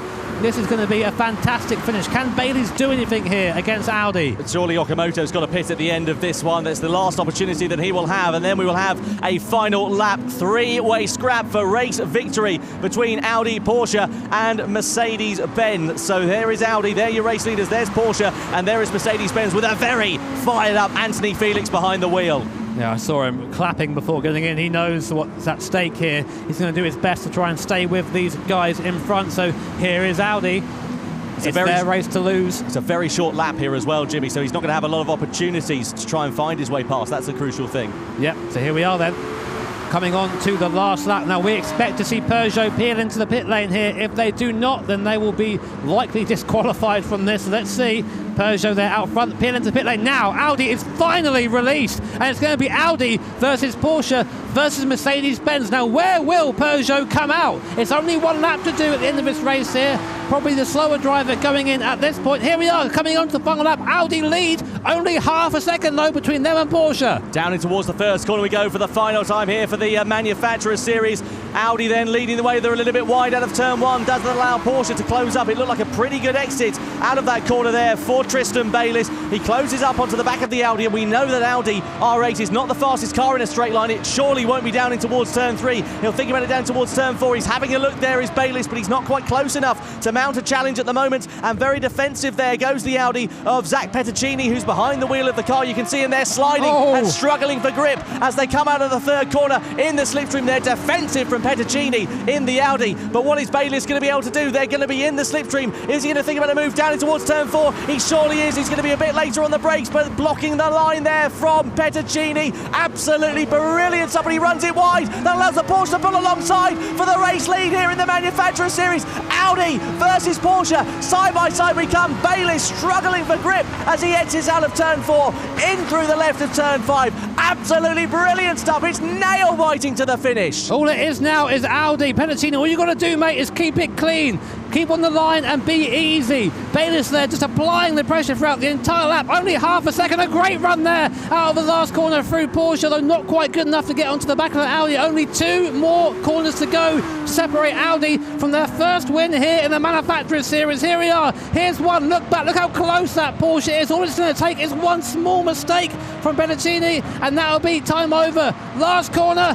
Nice and easy. Audi out there, and Audi will drive the line and take their win here at Salzburg. What a race. Porsche carrying them to the line, only 4 tenths behind, and Mercedes-Benz an unlikely third position, Peugeot fourth, and Ford come home in fifth. I think a cry of relief on Zach Petruccini's face after that one, taking victory for Audi. We really thought they might have lost it given the dramas that they were getting caught up in with Peugeot and of course with Mercedes-Benz earlier on in this race. Here come Aston Martin sliding their way through into 6th position. Then comes Jaguar in 7th, and I don't think there's a person unhappy in here to see Audi doing so well and taking their first win in the Manufacturer Series over the line for 8th position as well. It's very close as Toyota get ahead of Lexus and ahead of Chevrolet in the dying stages of that race. Then comes BMW in 11th and Hyundai over the line in 12th. There is Petruccini just explaining how much pressure he was under on those closing laps of the race. He positioned the car so well at the end there in the overtaking zone, just drove down the middle of the road, drove to the apex, really made it difficult to get by. And of course, traction is where the MR cars are their best, and Porsche tried to just out of T4, tried to get on the power early, just couldn't quite get it put down, and that slide was what essentially won out of the race. Absolutely amazing stuff there from Audi. There is Zach Petruccini. He can hold his head high after that one. Hugely impressive stuff here for the Manufacturer Series for World Tour 4 of the 2019 FIA Certified Gran Turismo Championships. I think we're just out of breath after that one, and let's not forget we've got another one coming up in a few minutes. There's a stiff drink after that, but I'm not allowed to do that on air, apparently. So, but yeah, great racing, and that's what we like to see. We like to see these races go down to the wire. Different strategies there. Interesting to see some of the teams opting for that last-minute pit stop. Peugeot, of course, coming in literally on the last lap, drive it in, go to the end, and actually, in the end, they came home in 4th position, so maybe that was their slowest driver going in there. Yeah, it seems to be the case, doesn't it? Drivers who perhaps aren't comfortable with the weather conditions out there on circuit seems to be what happened. Let's have a look at some replays then, shall we, of race one as the race got underway. Of course, Audi led the field over the line with, of course, Martin Grady behind the wheel. Everybody made a relatively clean start, as you saw. Porsche... Trying to short shift a little bit just to keep us going. Mercedes-Benz just getting mugged there. There you go. That's a fuel-saving technique from them. And this is Audi going straight off at the first corner in the middle to late stage of the race. And then it was Mercedes versus Peugeot, which really held Audi up here. Yeah, that's pretty much what gave us the Audi versus Porsche races. These guys scrapping at the front. They both needed to stop, but Audi just couldn't get by. No, here is Audi there struggling for grip on the final lap. Porsche gave it as good as they could, and Tristan Bayliss there trying to find his way through, but just wasn't able to. And a commanding and very, very well-deserved victory for Audi. And you can see what it means there to Zach Petterman. Wow, what an impressive result. Absolutely fantastic stuff. Confirmation of the results of race one here for the Manufacturer Series. So Audi ahead of Porsche, ahead of Mercedes-Benz on the podium. Peugeot, Ford, Aston Martin, Jaguar, Toyota, Lexus, Chevrolet, BMW and Hyundai round out the top 12. And of course, Jimmy, that sets up the grid for race 2 and the grand final. That does. Isn't it crazy to see a half-hour race separated by 4 tenths of a second? So, someone, of course, that didn't do too well in that race, BMW, that front engine car. Now, of course, you might be wondering, of course, that Mercedes-Benz did fairly well in that front engine car. But that's because the weight distribution in that car is a bit different, 48-52, if I remember correctly. And you see, here's Nico Rublar talking about the BMW. He says the first race is going to be in the rain, which will be a big disadvantage for every turbo car, the BMW. And the BMW are going to have a tough time in quality, so I bet we're going to start outside the top 10, but we will do our best. And unfortunately for him, he was correct, 100%. Yeah, absolutely not going their way there for BMW. The advantage is, of course, the next race is dry, so they might be able to have a bit of time to try and turn things around, which will be a very, very welcome receiving for them. You can see BMW 3 top 5 finishes they've had so far. Paris in 3rd, Nürburgring in 4th, and New York last time out in 3rd. They're yet to sit on the top step. Of course, it doesn't only count for normal points in this second and last race, of course, in the grand final. It's double points, crucially, as well. Of course, and double point finish. It basically means that we have to get our calculators out. that's what that means for us in the comms box. Yeah, horrible. Absolutely right. Well, that was hugely, hugely impressive from all of our drivers. Let's head over to Julia, shall we, who's with our winning team from that first race of Audi. Yeah, so I'm here with the winning team. Sorry, I should actually say the name, Audi, but not to get too excited before moving on to the next bit. So, Martin, you're on fire today. What is up with you? What did you have for breakfast? Come on. Actually, a full English breakfast, believe it or not. So on brand. Absolutely. Yeah. But yeah, in that race and just in qualifying, I just put my head down and just went for it. And yeah, the Audi Express, Tidge is on fire. We are here right now. Because I mean, you know, you've been here. I've seen you at so many different events, and you've always kind of not quite. What is it? You've obviously come with the right mindset this time around. What's changed? Well, it's like for Team Audi, we've been working together. So it's not just us 3 drivers, we've got another driver here, and we've got like 10, 12 drivers that have all talked to each other. Yeah. So we help with strategy, we help each other practice and get better, and then we've come here and we've done what we've done, basically. I mean, you have done what you've done. So talk us through a little bit about, what do you feel about the new kind of manufacturer series structure? How is that? I mean, going straight into each one of you taking a turn, how was that? A lot of pressure from the start? I love it. I think it's more comfortable just having the longer race. So you know that you can sort of warm up, find your rhythm, and then just go out. Little mistakes, nothing to... No, I think Martin had the gap, so I just could keep it cool, and then, do a short stint, and then pass it on to Zach. Yeah, and how was it, driving in the wet? That was, I mean, it was kind of, it's kind of mean to start with that. How did you find it? Oh, that was extremely stressful, honestly. Yeah. I mean, the first couple laps, I knew the guys ahead of us had to pit. And so it's really stressing because I had pace advantage on them. So, and I saw the Porsche come in my mirror, I was like, okay, we got to get these guys, But they assured me over the radio, all right, just stay behind them. They'll box before the Porsche catches us. And so I backed it off and just remained calm. And I mean, this is it. It is all about that strategy. And, if you're kind of a lone driver on that track, having to think about all that on your own whilst driving a car is quite tricky. So it's quite nice having everyone in your ear. So it's the team thing for you guys. You really think that's what's done it for you? Yeah, absolutely. I mean, we all help each other. As I say, we look at strategy, we decide the strategy, we practice together, and then we go, okay, this is what we're going to do. We came here, we've done what we've done. We've got P1 in the first race. Let's see if we can do it again in the second. You are so buzzy. He's like vibratingly excited right now. This is amazing. So congratulations. Good luck going into the next race. Now, we've obviously been talking about our Michelin driver of the day. We do want to hear from you. Use the hashtag Michelin FIA GTC to let us know who you think is best. It's not all about winning the races, it's about miscongeniality, I guess, at the same time. Now, we have got some fantastic news for you from Porsche. You're going to want to see this. Here at IAA 2019, Porsche has announced 3 exciting new additions to Gran Turismo Sport. First up, the Taycan Turbo S is coming to Gran Turismo Sport in October. Secondly, the 917 Living Legend is coming to Gran Turismo Sport next year. And finally, Porsche Style has just announced they will design a Vision Gran Turismo car. I can't wait to see that.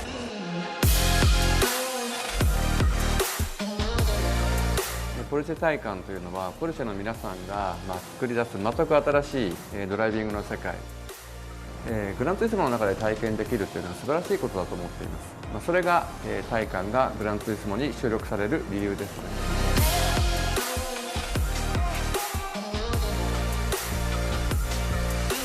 To drive a Porsche, it's a pure driver experience, and in this case, in this project, we want to have the same feeling for the customized. So it is our main target what we have. 本来なら一つでいいことを同時に3つの発表をするわけですよね。大変光栄に思っていますし、こういった機会をね作っていただいたポルシェの皆さんにすごく感謝しています。 So that was the news that Porsche and Gran Turismo have entered into a brand new partnership. Announced, of course, at the Frankfurt Motor Show. And, well, 3 different things to talk about there. The Porsche Taycan coming, of course, to Gran Turismo Sport. The 917 living legend being brought to GT Sport. Awesome. That's going to be mega, isn't it? Yeah. And, of course, the Vision Gran Turismo car that will be coming to Gran Turismo Sport in 2020 as well. Where do we start? I don't really know. I mean, it's just great to see so many brands getting behind Gran Turismo now. It really lends credibility to the series and what we're doing here. And someone as big as Porsche, of course, being involved. And no, I'm just excited for the 917. I want that car. I want that car in Gran Turismo. That's great. Oh, yeah, it's going to be mega, isn't it? And, well, the Porsche Taycan, of course, an all-electric car that's being brought as well. And Yamauchi-san, we saw on the video just a few moments ago explaining that everyone wants to have that driving experience, and he feels that Porsche being a partner of GT now is a great way to do that. And that reflects, of course, in the projects that were announced. Well, that's the great thing about Gran Turismo is you can drive these cars that you might not have the chance to do so in real life, and all these concepts, and of course the Vision GT, you can drive them. You can't do that in real life. So we have something over you, real life. We win this round. Yeah, it's the ability to do that, isn't it? Well, switching from Porsche over to Mercedes then, and talking about Koda Lukovsky. What he said after the World Tour event in the New York area, of course, for World Tour 3. I feel amazing with this win. This was a long time coming, as we've been throwing everything at the previous race, but we just didn't have luck on our side. This time, we had the right strategy, and we didn't get held up too much. Now, in terms of how things have gone today, on the flip side there for Mercedes, what do we reckon they're going to be able to do in this drier race?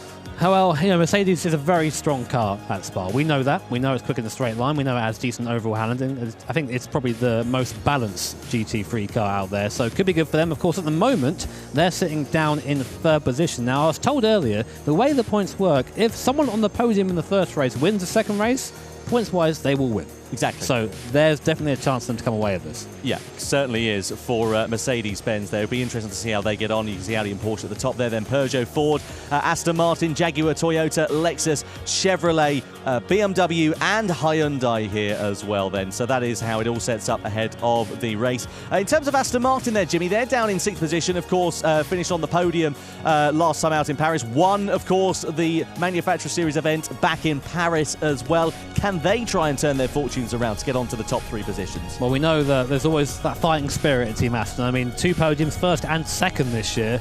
Nothing to be sniffed at, really great performances.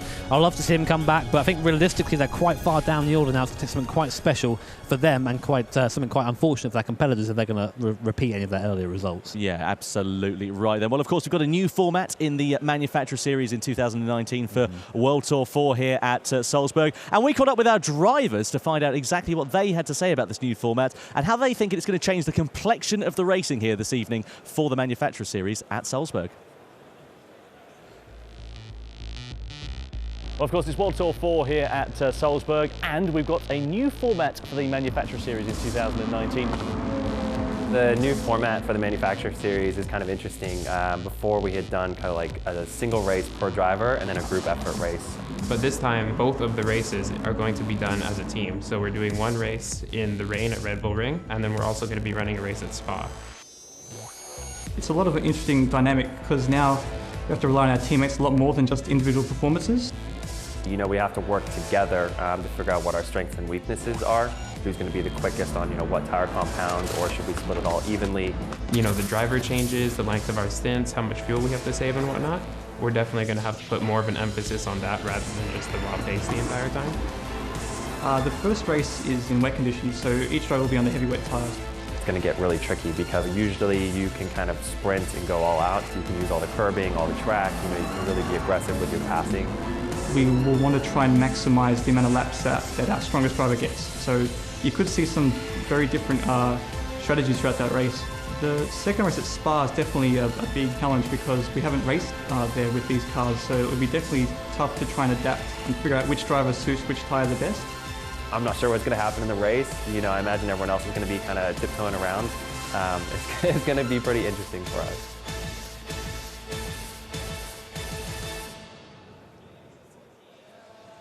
You know, I tell you what, Tom, something that I love about Gran Turismo and about esports is that we are constantly adapting our series. You know, it'd be very easy to say, we've been running this for so many years, but we think there's a better way. We've gone for it, and that's something you don't really see in the real world. I really enjoy that. That's the great thing about GT Sport is that you have they have the ability to be able to do something like that. You know, change it up a little bit, see if it works, give it a go. Why not? At the moment, it's working quite handsomely, I have to say. I think so. And let's shift our focus then to the grand final race, shall we? Spa-Francorchamps is going to be the circuit the drivers will be competing on. A circuit really that needs no introduction if you're familiar in the world of motor racing. Based, of course, in Belgium, a circuit with the shortest name being Spa, but 19 challenges per lap. Corner simply isn't an exciting enough word. Group 3 cars for these drivers, racing hard, medium and soft tyres available for them, so tyre strategy will come into play, of course, being dry conditions here. 3 times fuel consumption, 6 times tyre wear, rolling start for them. That penalty line, of course, down the Kemmel Straight as well. So what are we expecting for this one in terms of strategy here, Jimmy? It's going to be tricky, of course. Something that we all saw last time, if you watched the Nations Cup race at New York with Miyazono. He pulled a blinder with a free-stop strategy in a race that only requires 2. I wonder if some of our teams have gone, I wonder if we can do that. Yeah. I wonder if we can try that out. So I'm looking out for that wild card. If that does happen, what we expect to see is people pitting at the end of lap 1, getting off the hard tyre, and then doing 2 stints on the medium at the end while short fueling the car. So we're aware of it this time. We're looking out for it. So as opposed to last time when we kind of missed it. Yeah, well, don't say that. Going ugly early, isn't it? Get those hard tyres out of the way, get them off, and get the medium and soft compound tyres. In terms of tyre strategy, then let's have a look, shall we, and see exactly what it's all about. So racing soft tyres, 6 laps for the drivers. On an average duration of those. Then you've got the racing mediums. They're about the same duration, but they're 0.4 of a second a lap slower, and they must run all 3 tyre compounds, just to remind you as well. The racing hard tyres, you'll get 8 laps out of them, but you'll be 1.7 seconds a lap slower. That's easy for me to say.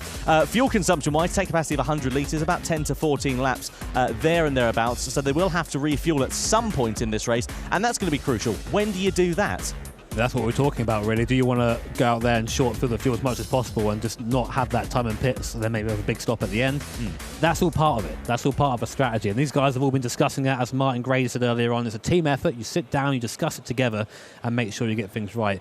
Also, it's Petanici? Fettuccini's probably a cheese, not isn't it? Goodness me. Well, let's get ready to get the grand final underway then, shall we, for World Tour 4 of the Manufacturers Series here at Salzburg.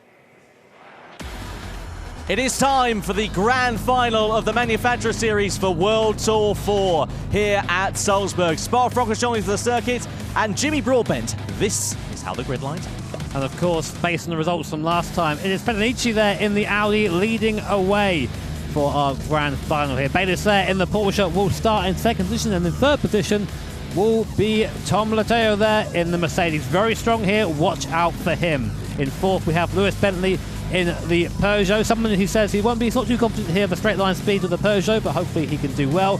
Wilk there in 5th position in the Ford. Then in 6th we have Fabien Portier, of course, a bit of a mainstay here in these series, starting in 6th in the Aston. Watch out for that in the race.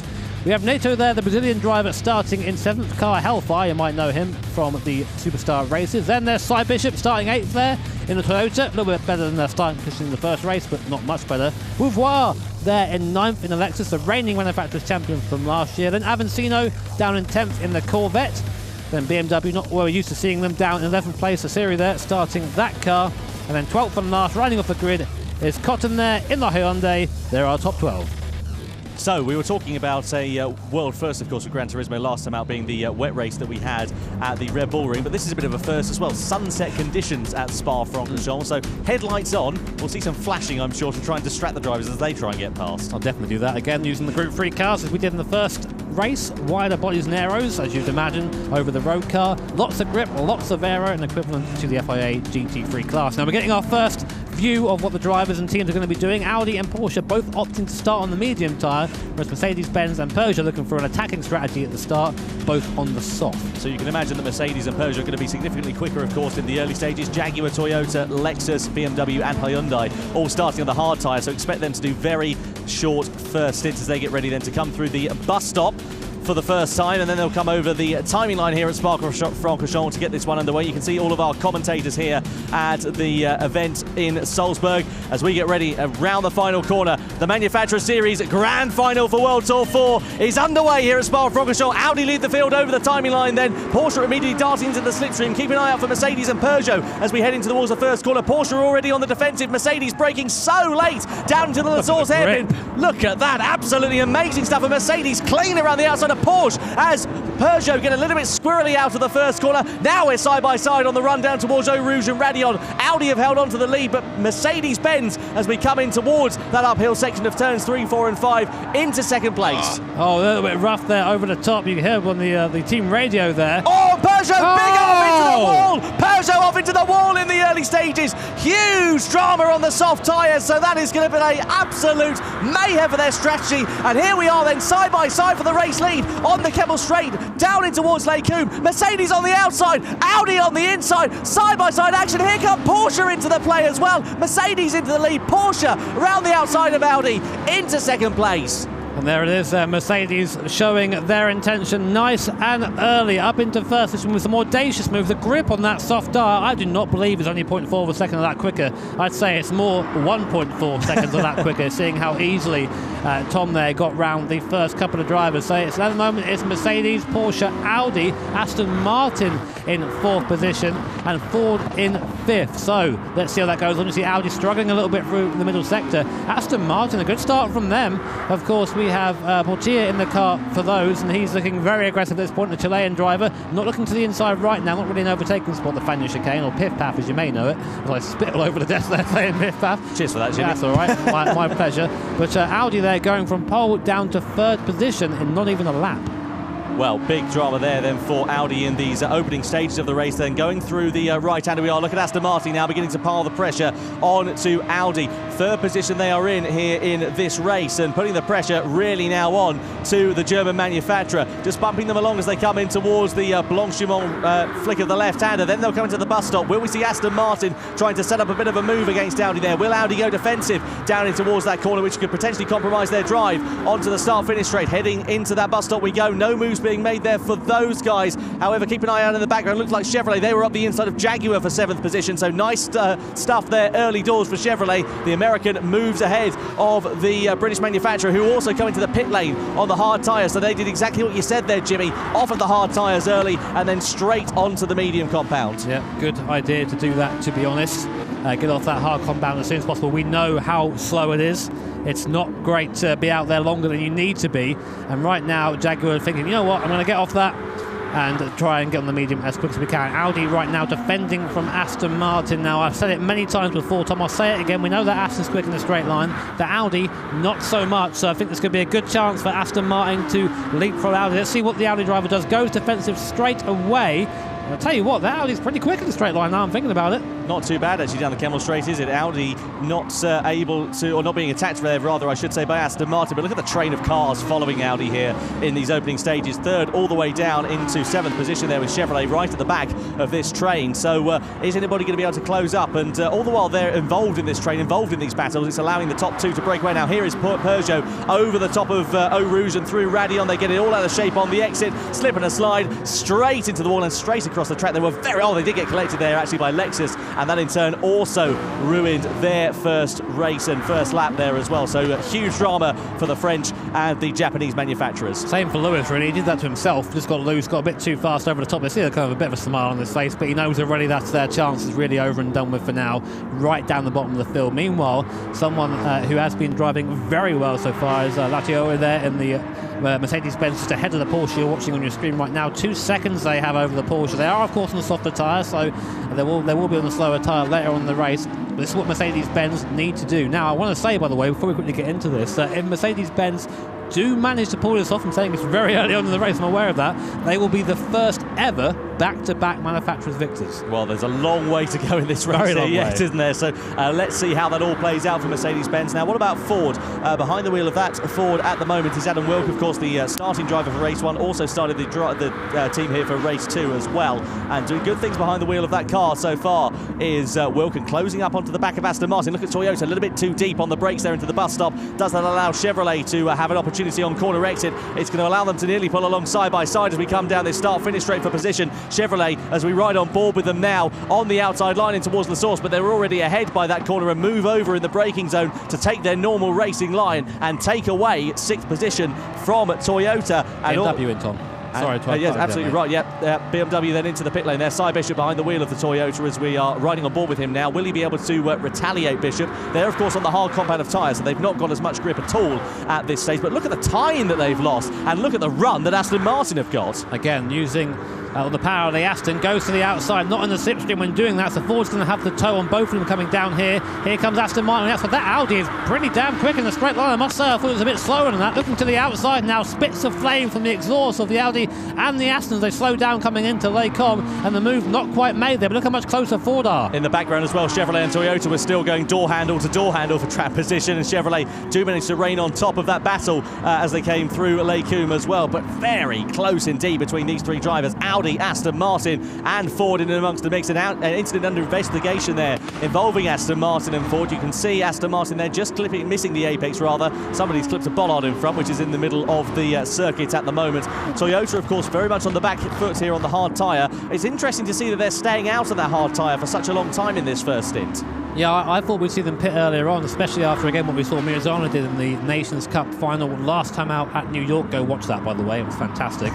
not right now, though. No, quite. Give it a couple of hours. Stay here for now. But the Toyota still are the leaders of the hard runners. So that's something, but I really don't think this strategy works the way these tyres are. The hard tyre really is quite a bit slower than the soft. I'd say, so I heard Cody say almost 3 seconds he thought. We think 1.4, so I think maybe it's a bit of a miscommunication there. But if it is that much slower, getting off the hard tyre is imperative. Anyway, we'll stay on board with 4. Coming up to Blanchimont now, on the fastest parts of the track. Is it a lift? Let's see. What's that telemetry on the right? Yeah, big lift there through there, not quite flat. The dirty air in front will have something to do with that. These GT3 cars do have enough downforce, so following this close will definitely produce some push. You might know that term from your oval racing, which is basically understeer, but it does help you in a straight line, of course, in the draft. In the mirror you can see as well, Toyota and Chevy. That must be a bit of a scary view. Yeah, quite. So they'll be flashing the lights down that straight, won't they? Over the timing line we go then to start lap 4. Mercedes increasing their advantage out in front. 3.6 seconds it now sits at. You can see our different languages of commentary that we've got here at Salzburg as well. We've got German, Spanish, French, Portuguese, Italian. There are the Italians, Emilio and Andrea. We've also got the Japanese commentators back home in Japan as well, so you can enjoy it in 7 different languages, the FIA Gran Turismo World Tour, and you can see the different stream links at the bottom of your screen there as well. Aston Martin, great run coming out of Eau Rouge and Raidillon, up onto the Kemmel Straight. They're close to Audi here, but Audi once again going defensive, and that straight line speed for the German manufacturers holding them in good stead. If Audi can hold it around the outside through Les Combes, they could be in with a chance. They go very late on the brakes as we go side by side, but Audi managed to get the apex and managed to keep hold of that position for a couple more corners at least. Say what, Portilla is looking pretty much every which way possible to try and get past the Audi in front, but this is great defending here. You're seeing that the Audi just has enough straight line speed to make it work, but it's very nervous. You saw it coming through a Rouge, a bit of a wiggle through there. Getting on power as well, these medium speed corners, the Audi's a little bit, you see again, another little wiggle through there, so definitely being driven hard is the Audi. This train now getting a little bit bigger, of course. I think the Audi, although it is leading the group, is holding up the group, the cork in the bottle, so to speak. Yeah, seems to be the case there. You can see this train of cars, as we've mentioned numerous times, still following on because of Audi, and I wonder if Aston Martin, how much of a gap they will be able to pull out over Audi if they were only able to get ahead. The unfortunate thing for Portilla here and behind the wheel of the Aston Martin, he's having to attack, of course, the Audi in front, but he's also having to keep an eye full of his mirrors because he's got a face full of Ford with Adam Wilk trying to find his way through. And Wilk, of course, again, someone who's a bit of a veteran at these events. It's great to see him here repping Ford again. He's wearing a sort of Ford hat earlier. I was very happy with it. Looked quite sporting, actually. Coming up now, the back straight once more. And this is our closest battle on track. 3rd, 4th, 5th and 6th and 7th there in your picture. But meanwhile, at the front of the field, Mercedes-Benz still out on the soft tyre, still putting away that gap, nearly 5 seconds now. Not doing too badly at all there for Mercedes-Benz. Of course, behind the wheel is Tom Lartiu at the moment. And when will they pit? Of course, after that, Lartiu, it will be Anthony Felix into the car for the second stint in this race. Also remains to be seen what sort of strategy they're going to go for as well. I was talking to Cy Bishop, and speaking of Cy Bishop, Toyota coming into the pit lane then. So Bishop out of the car from the hard tyre. Now, where will they go? Onto the mediums then for their middle stint here. And into that Toyota will be Manuel Rodriguez. So good to see Manuel back here.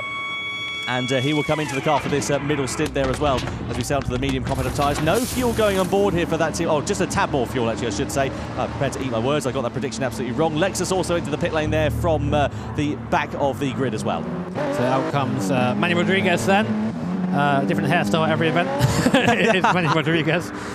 Here we go then. We'll go back to this battle at front. There are the tyre strategy, what we think will happen, or how long they're good for, so to speak, but no one really following that and trying to use the soft and medium tyres for as long as possible. The backfire noises as we come in there into Lake Com, spitting flames in the back of these cars. It's 3rd, 4th, 5th and 6th in your picture. Audi doing their best to try and hold back Aston Martin, Ford and Chevy, but it's getting harder and harder every lap. You can see the flame there. I love that effect. It's fantastic. It's just brilliant, isn't it? That's the thing about Gran Turismo in general, and Gran Turismo Sport in particular as well. Just the attention to detail is so meticulous, and credit to the team at Polyphony Digital in Japan, in Tokyo, in Fukuoka, and across the world as well. They just put in such a huge amount of time into every project that they do, and the passion, well, it runs in their blood almost, because they are just so, as we say, meticulous about it, and that really shows with the product we're showing you here today. You can see through Porn there, Petanici in the Audi is just that little bit better through Porn. I think it's starting to get into a bit of a rhythm now. Again, his first time on one of these events, and having been part of the winning team in the first race, and here in 3rd in the second. It's a great performance so far, but a reminder, they are on those medium compounder tyres as Aston Martin drops a little bit off the back of Audi, and you can see there on the column, P column on the left-hand side of your screen, top left-hand column, that's how many stops our teams have made so far. Everyone must make at least 2 stops, but you can do more, as we saw in that Nations Cup race. Yeah, you certainly can. If you decide to go onto the hard combat of tyres, then you will change to the softs, for example, to the end of the race. Of course, it's a risky strategy, but then, of course, you've got a little bit more pace behind you. So it could work out, and we could see some kind of proper left field strategy going on for these teams. It just depends entirely on what they're going to be doing. I know they've been talking through it left, right and centre, working out the strategy. Bit of a wiggle there for Aston Martin out of the bus stop chicane. Just drops them off a couple of car lengths from Audi in front. No pit stops being made for these guys on the medium compound of tyres. Do we think it's a case of whoever blinks first and then everybody else will follow? I reckon so. I think they're maybe waiting for Audi to come in, but I'm going to wager that those rear tyres are starting to go south on that Aston. There's been a lot of sideways moments coming out of these slower corners, and a lot of his drivers will run with 0 traction control because they think it's quicker and easier to rotate the car, which you want to try and get every tenth you can when you're racing an event like this. And you're seeing there's a difference now. Although Aston is close to Audi, not as close as it was. No, meanwhile, further down, Toyota and BMW are exchanging a bit of paintwork for 9th position in this race, and Toyota just managing to hold off the charge there of BMW. Hyundai into the pit lane from 12th position then for their first stop from the hard compound tyres. They go onto the mediums as well. They'll probably take a bit of fuel on board here as well. And look at how close Aston Martin are in this middle sector as we come down in towards turn 8, and the front just wants to wash out in this corner. It's really a bit of a horrible corner to drive because it just seems like you're turning the wheel forever and ever and ever, and you're never able to get the front hooked up. Audi was sliding there through Rivage, just showing you how rearward that car is based right now, the mid-engine. You see camera angle now coming down to Bull. Probably one of my favourite corners on the circuit is a hit of the brakes, a downshift, and throw the car to the inside. When you have a new tyre, it's great. When you have old tyres, it's terrible. A bit of a late apex there, and let the car just run out to the curb on exit. Look at that, all 3 in unison there. And Chevy has dropped off the back a bit there, Tom. These 3 have broken away somewhat. Yeah, so maybe the Chevrolet a little bit hard on its tyres in these early stages of this race. Lap 6 out of 17 we are on here at the Spa-Francorchamps Grand Final for the Manufacturer Series. No such dramas though for Mercedes. Look at the gap they've been able to pull out, and look at the longevity also on these soft tyres, rather I should say. Everybody else around them on mediums, and Jimmy, you think that the Audi has chewed up its rear tyres already. That's hugely impressive from Tom Lartiu at the moment. In terms of his tyre life, we can see from our commentary position, they don't actually look too bad at all, to be honest. No, they don't. I mean, yeah, I mean, they could go quite a bit further. I mean, the thing is that our guys who give us the graphic, they say 6 laps. I say 10. soft maybe, if you're good, and that's before the performance really starts to go away. You've got to be smooth though, and here we go. Then look how close. Oh, well, that's why. Yeah, Audi cutting across the nose of Aston. That's one of the dangers rounds here of the pit in. They're going to come into the pit lane. What are they going to fit to the Aston Martins? The pit crew there ready and waiting. Oh, Jonathan Ross moment there, and they go to the soft tyres. So soft Michelin tyres going on to that Audi. Who's getting in the car now, Tom? It's going to be Hayden Hunter there going to get into the car. He's going to do the fast middle stint, and then Grady there going on the end on the hard tyres. That's an odd one. I thought they put Grady in the softs, giving his pace recently. Yeah, it's interesting that, isn't it? Because arguably you'd say Grady has been the quicker of the three drivers out there on track, and Hayden, we saw his troubles last time out on the circuit. So maybe, though, this is where he'll thrive. He maybe wasn't so confident in the wet conditions. Perhaps in the drier conditions, he'll do better things. Really cut the top of Radion there as he went over the brow of the hill. Wonder if there might be a little bit of a steward's investigation for that. Now here are BMW and Toyota. They're exchanging some paintwork a little bit earlier on, and they continue exchanging positions down into the bus stop as well. You can see BMW getting a nice sip. Sarah, do you want to have this guy come up? BMW, nicely done there for them. There is Audi, meanwhile, in. We have Petanici coming up for an interview. Does he want to do that? That softer compound of tyres, 7.5 seconds it sits at behind Chevrolet as things stand. But of course they have made that stop, and Chevrolet are yet to pit.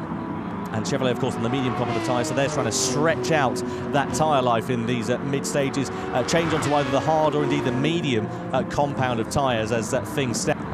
Not doing too much of a bad job they are at the moment, but will they be able to be in contention at the end of the race? That is what remains to be seen. I tell you what I am hugely impressed with, though, is Tom Lartiu's pace, but not only his pace, his huge consistency here as well. This is what it will mean for the live points rankings if it stays as it is here, Jimmy, as well. If Mercedes-Benz did take the victory and Porsche finished in second, it would be 32-30 in favour of Mercedes-Benz. That's right. That's if things finished as they were at the moment. A little while yet at this point, so still all to play for. Now, will he come in? No, he's going to go around for another lap. So coming on to his 8th lap on the soft compounder tyre, and Porsche's still out in the mediums. Will they peel into the pit lane? No, going round as well, trying to make this medium stint last for as long as possible, it seems. So just waiting right now. Here is Aston Martin. Yep, Aston Martin out of the bus stop chicane. Chevrolet come into the pits then, so they change from their compound of tyres over on to the harder compound then. So they're going hard for the middle stint there. We haven't seen anybody doing that there so far, but we have still got, of course, the top 4 teams who have not pitted in this race there so far. So onto the hard compound of tyres for Chevrolet, and into the car comes Schwendemann as well then. So the Frenchman into the behind the wheel of the Corvette. Then you can see them just emerging out of the pit lane there behind Audi, and also crucially behind Jaguar here as well. Not a great stop for them. Of course, Jaguar already made one stop, and they are on the hard compounder tyre.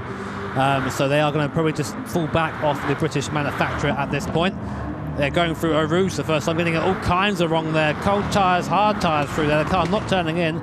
Meanwhile, it's now Aston Martin versus Ford. There's been a penalty awarded to Chevy there. There may have been a cut track penalty coming over the top of Radion when they went a little bit wide. So I think that's what that's for, given what we just saw. On board then with the Ford GT Group 3 car. You can see there the Chevy driver just pick up the penalty in your picture in the bottom left-hand corner. Coming through No Name now in the Ford. Well, actually, no, it's called X nowadays, isn't it? It's it not does called, have a name. It's not called No last. Name now. Yeah, it's called X. And now we come down to Bill. We're going to get a driver's eye perspective of what it's like to go through this corner. Absolutely fantastic fun. Again, as I said, on a fresh set of tyres. A little bit of a wash there from the Audi in front. Adam Wilk there at the head of the field, the Australian driver, looking nice and happy at the moment. Yeah, not too bad there from Adam Wilk. Good to see him doing some good things behind the wheel of that Ford GT. We know his pace, of course, his fellow teammates Martin Grasso and Armin Agacard as well. And we can see Mercedes ready for a pit stop here as well from the lead. They're on the softer compound of tyres. But what are they going to go on to when they come into the pit lane here, Jimmy? Because, of course, they're going to change from Tom Latiu over to Anthony Felix there by the looks of things. But I can see himself and Cody Lukovsky having a discussion amongst one another. So maybe they perhaps they could be changing their strategy midway through this race. One of the great things, of course, about these esports events is that we have the drivers right here. And in comes our leader then, Mercedes pitting in. And Ant Felix is going to be taking over there from Mercedes and going on to the hard compounder tyre. So hard Michelin tyres being fitted to that Mercedes. This will likely be, I think, quite a short stint for Ant.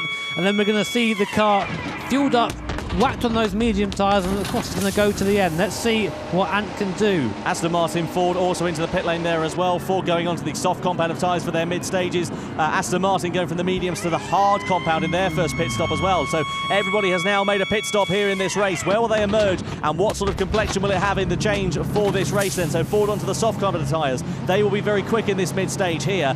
Now, what are they going to do in terms of fuel? They're taking a bit of fuel on board here as well. Aston Martin emerge out of the pit lane then into second position. Audi there in third. Porsche in the race lead on the medium compound here, but there's still plenty of time for things to change. Very long stop going on there for Ford. So you see in the bottom left-hand corner of your screen the fuel consumption that we have around here. Tank capacity is 100 litres, so you want to try and get as much in the car as possible. Meanwhile, this battle has been reignited. This time it's Audi behind Aston Martin.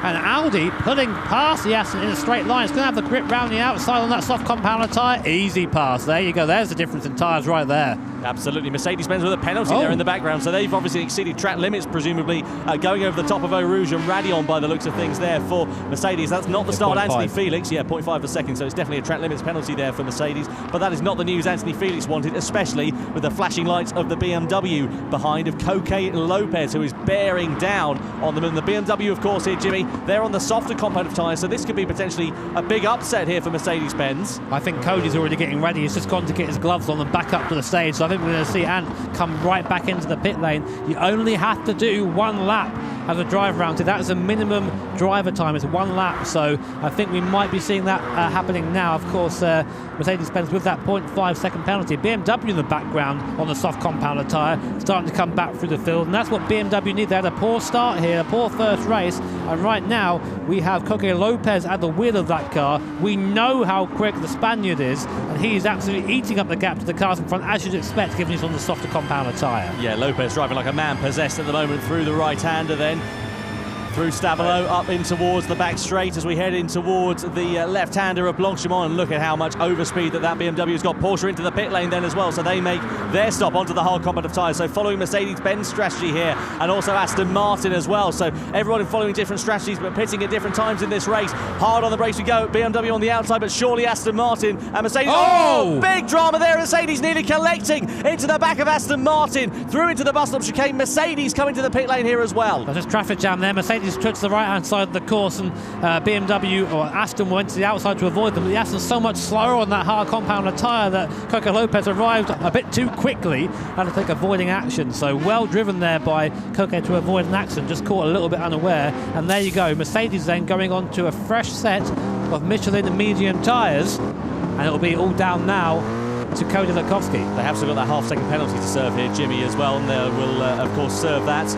Halfway down the Camel Straight here as well. Here are Porsche, meanwhile, still in the lead of this race on the hard compound of tyres, though. Audi in second position. They're on the soft compound, so they're going to be significantly faster in this middle stage of this race. 7 laps now left remaining, and driver changes ready to come up here by the looks of things. Looks like Porsche could be ready for a driver change as they come off the hard compound of tyre here, Jimmy. And also, by the looks of things, I can see another team getting ready in the sled next door as well. So it could be interesting to see how this all plays out. So now we're starting to see these strategies come full circle. This is kind of what happens in these longer races. They spread out at first, and of course, as the tyre strategies reveal themselves, they come back together. Usually have quite an exciting finish, which is what we usually do if you saw the last race. So here's Aston Martin, there's BMW. Aston Martin's on the hard compounder tyre, and you saw, and well, here's a replay of what happened. So we're on board now with Coque Lopez in the BMW. It looks to the outside, and is about to pit. Look how late in the break. He did clip him as well. He did hit him there, didn't he? Just. Yeah, there was, and I think the stewards to say no further action is fine, because whilst there was contact, Coque went off. He lost time, and the Aston was not affected. That was a hell of a thwack up the backside there for the Aston Martin, wasn't it? And now the Aston Martin, speaking of backsides, it's got a BMW all over the back of it now. Quite bit of a faux pas there, wasn't that? Through the right-hander we go then, and you can see BMW significantly faster, as one would expect on those soft compound of tyres. Have to refuel 6 laps. Basically, we will lose 18 seconds. Okay, so we can go to sleep, and then when we wake up, we will be already on 60 liters. Well, we're seeing there an advanced strategy from Coque Lopez. Taking a nap in the pit lane. Yeah. Oh, fair enough. Still just getting the fuel right. Leaders into the pits, Porsche coming to the pits, they're going from the hard to the soft compound. Here come BMW down the inside of the bus stop, through into third position, but BMW immediately pit afterwards as well. So through into the pit lane, Coque Lopez will be out of the car, and then into the car will be Nicolas Rubelar for the final stint for that team there then. Now what about Porsche here as well? They go onto the soft compound of tyres, and they, of course, this is their second and final stop, so they're going to try and do the 7 laps on the soft compound. They'll be pretty confident about their tyre life. Toyota, Chevrolet, Audi, all in the pit lane, so Audi on the hard compound of tyres to the end of this race here, Jimmy. So that is going to be a struggle. Yeah, I would not want to be in that position right now. Grady, of course, on the Audi on the hard tyres. We know how slippy that car is. It's going to be even worse on that hard compound. So let's see where everyone is now. We've still got a couple of stops left. Aston Martin at the front, Ford as well, Peugeot. Let's see what happens. The thing is, because it's double points here, Jimmy, as well, Audi, they won the first race, so if they can just at least finish on the podium here in this second race, they'll be in really good contention to do that, but they're going to get mugged by Peugeot coming out of the pit lane. That is the last thing that Martin Grady and Audi wanted, because now that's another car they've got to try and tackle at the top of the Kemmel Straight. But of course Peugeot are on the quicker compound, they're on the medium compound of tyres here. That really puts the German manufacturer here on the back foot. They've got another car to contend with and a car in front that's on quicker tyres. Well, let's have a look right now and see who has pitted. Right now this is looking very strong for Mercedes. Porsche do have the tyre advantage, but they are 11 seconds down the road. It's going to have to be an absolute hell of a drive from the Porsche driver, Sugawara there, to try and reel that back in. And I think at this point, it's Mercedes' race to lose. Well, you called Sugawara feral earlier, Jimmy, to be honest. I called Yamanaka feral. Yamanaka feral. I do apologise. Well, speaking of feral, he is in the car right now on the soft compound of tyres, so keep an eye out for him. Yeah, he could be pretty feral in this race. Let's keep an eye out for that then, as you say. Jaguar there in 6th position. We've hardly spoken about Jaguar actually over the course of this Manufacturer Series evening. They, of course, have made 2 pit stops in this race so far. So it's Kenny Konomos who's behind the wheel of that machine. And on the soft compound of tyres, they're not looking too bad actually in these mid-stages of this race. So I wonder if they could potentially spring a bit of a surprise in the latter stages, maybe follow Porsche through as they make their ascension through to the front of this field. What we need to see really is these last pit stops be made, and then we can find out and know where everyone is. It gets kind of confusing up here in the comms box, and for you guys down there, when you see so many different pit strategies, where is anyone? So I mean, what I can tell you though is Mercedes and Porsche are in the strongest positions, and now in comes Aston Martin. They're going to be on the soft tyre for their last stint. I wonder. Look at that, 8 litres of fuel though. They really stretch that out. Lexus, 2 litres of fuel as well. So we'll see where these guys come out the pit lane afterwards, because both Aston and Lexus are going to be on that softer compound of tyre. It just depends on the gap to the guys, but it's going to be a big fuel stop now, and they're going to just drop down the field. You're seeing that now. So really, I think they're both out of contention despite being on that faster compound of tyre. Let's see what Cody's got. Cody has the tyre disadvantage. He is, again, head of the field. Ford, Porsche, Jaguar and Toyota, with the aforementioned feral Yamanaka, as we were saying there, are in pursuit. So all the pressure right now is on the Australian driver. Yeah, we do say that feral with good grace to Yamanaka. We know he's a very sporting lad. Very aggressive, very great driver. Yeah, absolutely. Really good to see him doing so well here in the World Tour events, and great to see so many nations represented as well. Speaking of nations, of course, we've got Nations Cup action to bring you tomorrow. Hyundai in the pits then for their second and final stop in this race. Look at Jaguar trying to attack against Porsche on the outside through as they come through Lake Coombe, not quite close enough to mount a challenge on the Porsche at the moment. Are they struggling a little bit, Porsche here, or have Jaguar and Kenny Konomos just got it all hooked up? This is where the mid-engine car can come back to bite you. The tyre wear at the rear can come in quite quickly, and you'll end up having a car that slides rather than has nice traction coming out of corners. And then conversely, in the front engine car, you get more understeer, so the front tyres are more likely to go first. If you can control that, I mean, I'd rather be in the Jag right now, if I'm completely honest. But we'll see. This could be a great opportunity for Jaguar to get some points here. You know what I would love to see? A live point standing. Yeah, I really would as well. Keep an eye out. Hint. Quite, yes. Thank you, Mr. Director, in advance. Lexus there with a penalty by the looks of things. 0.6 of a second they are behind Chevrolet in 10th position rather for Lexus at the moment. Chevrolet there just ahead of the road of them in 9th, but that looks like it probably is for exceeding track limits for Lexus. Either way, disappointment for their weekend. Disappointment all round, really. It's not been anything to write home about at all in the Manufacturer Series. Let's not forget, of course, they're on the podium last time out. And of course, our champions from last year as well. It's not really been a year to remember for these guys, aside from that one-off podium at New York. On board now with Toyota with Yamanaka. Let's see what he can do. Yamanaka has given us some of the most sensational driving I have seen in these events. There he is now. and I would not like to have him in my mirrors. I've got to be completely honest with you. So in front of him, Jaguar and Porsche very late on the brakes, seems to gain so much time. He's trying to fight the rear of the car from coming round, likely running quite a rearward brake bias there into the brake zone. That's what kind of gives that behaviour to the car and closes up quite a bit. A couple of attempts there at least on the Jaguar and Porsche in front. So through into the first corner we go, lap 13 L17. This race is about to unfold with massive drama, I can guarantee it, because you can see how much the gap is closing between Ford and Mercedes-Benz for this race lead. 4.3 seconds it sits at now. Let's keep an eye on that and see how that develops over the next few laps, see whether Mercedes are going to come under a bit of pressure. It's increasing though on this lap, so maybe Mercedes made a bit of a mistake on that last lap. Penalty for BMW there in P8 as well. Haven't seen what that's all about, haven't seen an incident being under investigation, so presumably that is another track limits penalty being held there for them. And you can see the overspeed here. Look at Toyota there on the outside, Jaguar now in the slipstream as they come down towards Lake Coon. Porsche on the defensive as they head into that corner there. Bit of a miss of the apex there, but they gather it up in time for the second half, and now it becomes nearly a three-way scrap for position. But also, of course, as we said, Jimmy, Yamanaka is looking like the man to beat here. Well, we'll see. I mean, again, when you fight someone, you lose time. So I think Yamanaka's kind of just maybe biding his time a little bit, but we know he can be impatient isn't the word, opportunistic is the word. Coming down to P1 now, on board with Toyota. Let's see what he has. Not really an overtaking spot down the P1. I wouldn't recommend it. Flash of the lights, so there you go. That's a cheeky tactic. That's just to say, hey, look in the mirrors, don't look at the apex. And I think it's worked there. Jaguar going a little bit wide there. Kenny Economos at the wheel of the Jag, and Yamanaka almost pushing him through the corner. Not quite got the grunt though to get alongside the Jaguar coming into the pit path. But again, Jag going very deep into the corner there. And now Toyota is on the outside. Not quite able to make the most of it though. That was smart from Yamanaka. He forced the Jaguar there into a little bit of a mistake and trying to go around the outside through the right hand. He's going to slingshot it absolutely beautifully on corner exit here for Yamanaka, riding on board with the Toyota. Kenny Economos behind the wheel of the Jaguar, really struggling now in these mid stages. Whilst these two are scrapping, it's just allowing a bit of breathing space for Porsche in third position, crucially here as well. Through in towards Blanchimont we go. Is Yamanaka going to set up something absolutely perfectly? They're side by side through Blanchimont, but Yamanaka sensibly backs out of it because that's a one-way ticket to the barrier. Through into the bus stop chicane. Is he going to launch it on the brakes? He's very, very late, but he's not close enough to mount a charge into there. Just leaves it to hold it off for another time. I'm surprised, honestly. I thought he was eyeing that up. He had a good overspeed coming out of Blanchimont. It's not quite enough. The Jaguar, the thing is, really quick in a straight line.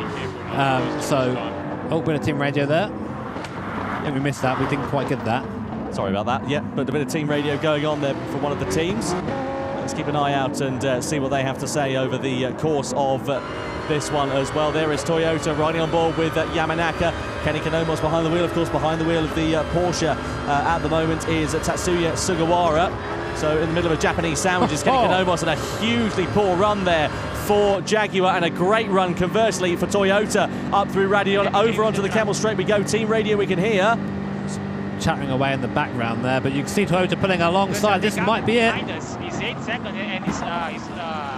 Not sure who that was there on the team radio, but important to note that Toyota has gone by up into fourth position.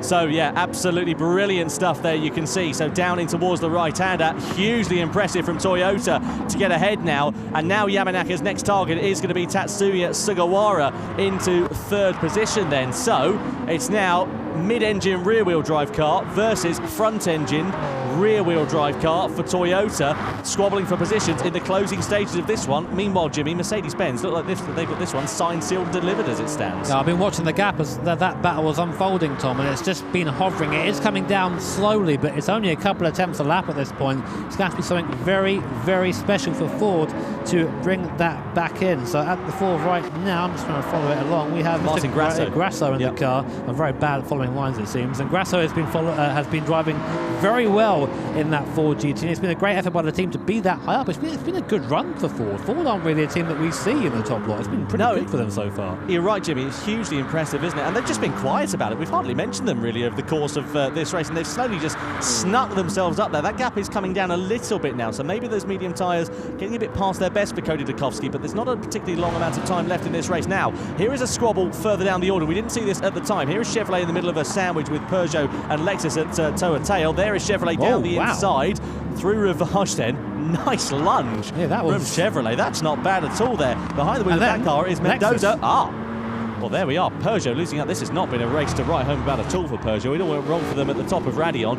It's not gone any better since. No, so that wasn't Castro. That was Okamoto there in the Peugeot. They haven't actually pitted in for their second stop yet. So, yeah, they got a little bit mugged there, I think it's fair to say. But right, here we go. Yamanaka has closed up to the back of Porsche. So that's Sugawara versus Yamanaka. Countryman versus countryman. Let's see how they do. He's in the tow. And we've seen the Toyota with the tow is able to get alongside. But will the Porsche pull back now? The Toyota's outside the tow. Very slowly creeping alongside, side by side, going up the Camel Straight. And through he goes, nice and easy. It looks like the Porsche lifted off, actually. Not bad at all there from the Toyota versus the Porsche. Down in towards Lake Coombe they go for the 15th out of 17th time. And now it is Sugawara ahead of the Porsche of Yamanaka, hugely rather the other way around, I should say, the Toyota of Yamanaka ahead of Sugawara in the Porsche. So brilliantly impressive stuff from both Japanese drivers to be doing so well. Your live point standings on the right hand side of your screen as you can see it. As it stands at the moment, it would be Mercedes-Benz finishing on top, Ford finishing in second, Porsche finishing in third, but Toyota with a real chance to overtake, but they've got a 4.2 second deficit to get ahead of Ford here, so I don't know if they're going to be able to overcome that gap. Porsche aren't going to be able to overcome any gap by going off that through Pouhon. I tell you what, though, what a result that would be for Ford. We were just saying they've not really finished well at all at any of these events. To come here and finish second will be a fantastic boost for their confidence. But we still have 2 laps to go. Not over until it's over, as they say. Here is the Porsche now being hounded by the Jaguar after a mistake through Pouhon. Just seeing there the bottom left-hand corner of our screen, all our drivers. Just about to see us there over on the on the side of the booth. There's Martin Grady at the helm of the Audi. What a shame for them. Well, they tried the free stop. Yeah, they did. Yeah, they have tried the three stop and it has not worked at all in any way, shape or form there for Audi. Here are Jaguar and Porsche going side by side for position through Blanchimont. They're still running side by side. They just back out of it there to Jaguar. Are they going to try and line something into the bus stop? They've lost a bit of time through that left-hander. They're now not close enough there. So I do wonder if it might have just been a little bit more worth Kanomos there, just holding off a little bit. Oh, Ford haven't pitted yet, of course. No, they haven't. Of course, we missed that. Ford have not pitted. So into they come now for the hard compounder tyre, the Michelin tyre going on there. And Ford, who we thought were on for a good result, are actually not, as it seems. I think they're quite good on fuel. So where will they come out? That is the question.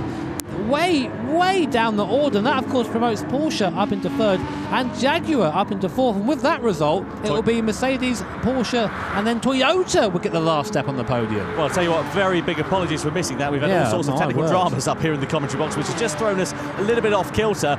So there you go, Ford making their second and final stop, and sadly for them, they're on the hard compound of tyres. The only upside to it is they haven't got very long left to run on them, and Aston Martin are 1.5 seconds back, so let's see whether they're going to be able to find their way past. Although, penalty there for Ford. Yeah, so that's exceeding track limits, presumably, there for the American brand. What we've seen so many times is people coming out on the hard compounder tyre, nowhere near as much grip. Come up over Rouge for the first time on a cold tyre, turn in, nope, yeah, over the top of Randy. Car says no, thank you very much. 0.5 second penalty, seen that a lot there. And there again, if you missed it, are the live point rankings right now. And it'll be Jaguar and Ford tied on points, but Jaguar being higher up in this last race would take the fourth position. Meanwhile, Mercedes-Benz, the gap now that the Ford has come in, is 8 seconds. Mercedes-Benz are only a lap and a half away from being the first ever back-to-back manufacturer victors here. So definitely a lot of pressure on Cody's shoulders, but Cody, we've seen him, he's made mistakes. He's a driver that has his ups and downs. People say for every good move he makes is a bad move. This race has been one big good move, and hopefully he can continue all the way to the flag. Yeah, he has been subject to a lot of criticism as Cody Lukowski following the drama we had last time out in New York. Great to see him turning his fortunes around, putting that to the back of his mind and just getting on with the job in hand, really. And a great job from all the team. And you know, some might say, well, Ant Felix, has he contributed to the team? He only did one lap on the hard tyres, but of course he has. He's been involved in the race. He was part of a crucial strategy that the team all paid off, and it's a huge team effort for them all to be involved here. And he's one of the reasons why this team is here. He qualified the car in America, in the American region, to get here. So it's very much as much his victory as everybody else's. As we come on to the final lap here at Spa, Mercedes-Benz have an 8-second lead over Toyota. Now, it's been a great drive by Yamanaka in that Toyota, absolutely fantastic, and we don't expect anything less from him. That's what Toyota needed. They needed that aggression, and look where it's got them, second place. Aston and Ford are squabbling for paint in 5th position, and also, of course, a position in the standings there as well, so keep an eye out for that. They're on the final lap, just 0.3 of a second separating those drivers as well. But what an absolutely brilliant race, as you say there, Jimmy, it has been for this team here, Mercedes-Benz. What might have been for Audi as well. They excelled in that first race when we really thought they might have faltered. They've done brilliantly, but just the strategy was too risky, and it hasn't paid off. Nobody else followed suit, and sadly, it's come back to bite them in the bottom. Well, I mean, one win, they'll be happy with that, but of course they will have wondered what could have gone on instead. Change of position there. Looks like Aston Martin has got Ford there on the higher compound tyre. Aston Martin up to 5th position, but that's not what we're watching right now. We have watched, I think it's fair to say, a masterclass from Mercedes-Benz in this race. We knew they would be strong here. Not this strong, though. 8 seconds. Absolutely brilliant stuff. Credit to Tom Lartiu, to Anthony Felix, and also to the man who is behind the wheel at the moment, Cody Lukowski. What an absolutely brilliant performance. It's still not over yet, still a few more corners to go, and we know anything can happen in motor racing, and it usually does there as well. As you say, Jimmy, you can see Aston Martin, that was a cork in the bottle for them. They got ahead of Ford, and now there's a 1.6 second gap back to them in P6 as well. Here at Toyota, I think it's really hard to overstate just how impressive they have been. That huge ascension through the field in the latter stages. Cy Bishop, of course, on the hard tyres early. Manuel Rodriguez on the mediums, now the softs with Tomoyuki Yamanaka, and, well, great performance all round. Absolutely amazing. And if anyone deserves to win the podium, it is Toyota. Porsche there in third, another strong result for them. But coming through Blanchimont for the last time is Mercedes-Benz, Tom. Hugely impressive stuff. You can see our German commentators, they will be jumping for joy. Mikkel Volk on the left-hand side, Kevin Friesacker on the right-hand side, down in towards the bus stop chicane for the final time. Stand up on your feet and applaud Mercedes-Benz here at Salzburg. They become the first ever back-to-back winners of the Manufacturer Series in the FIA Gran Turismo Championships. Toyota finish in 2nd position, and in 3rd place, of course, on the podium is Porsche as they come over the line. Jaguar will finish in 4th place. Great pace from them at the end. Aston Martin P5. You can see Toyota there embracing one another, the 3 teammates. Very impressed and happy with their results, and we can see from our commentary position a very, very happy Mercedes-Benz team. I tell you what, I bet you after race 1, Toyota didn't think they'd be up here in 2nd place at this point, but what a result for Mercedes, just showing why they deserve to be here. 2 wins in a row. We've never seen that before at these GT events here, and I think if there's a team that deserves it, it's Mercedes-Benz. Hugely impressive from all the team. Peugeot, well, who knows what might have been for them if their race hadn't gone south. Ado Rouge and Radion, and they'd ended up in the barrier. Well, they could have been in with a good shout, but sadly it's 10th position at the checkered flag, as you can see. Then comes Peugeot in P11. Hyundai will finish off the 12 manufacturers here at the Manufacturer Series. Handshakes all round there. Koda Lukowski involved as well, as he shakes hands with Cy Bishop, and of course the other Toyota driver of Manuel Rodriguez, as we were looking at them here. There's Martin Grady, I think probably looking a little bit dejected after that one. A little bit. What might have been for Audi. Difficult day at the office for them. Elation to disappointment. Elation on the other side of the coin, though, for Mercedes-Benz. I think it's so hard, as we said, to just overstate what their strategy was. You know, they played it perfectly. They kept their nose clean. They led the way. Exactly. You can't ask for any more than that. Not really, and it was a very strong team as well. And Felix, of course, previous champion. We had Delatero in there as well.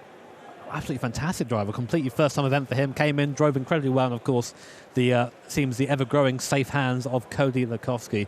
Yeah, well, you saw what it meant to them. Well, we always know that Cody, his motto, driving with the best, and he certainly was driving with the best today in the form of Ant Felix and Tom Lartiu alongside him then. So let's have a look at some replays then, shall we, for the race. This was for the lead, down in towards Lei Kuhn for the first time. Mercedes-Benz got out in front.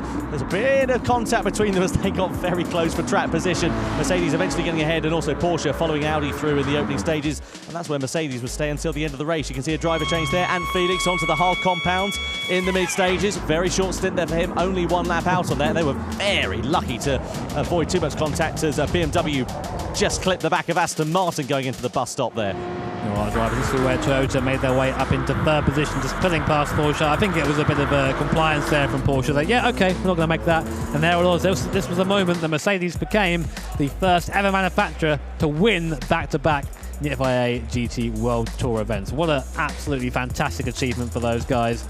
Great job. And you see what it means to all of them.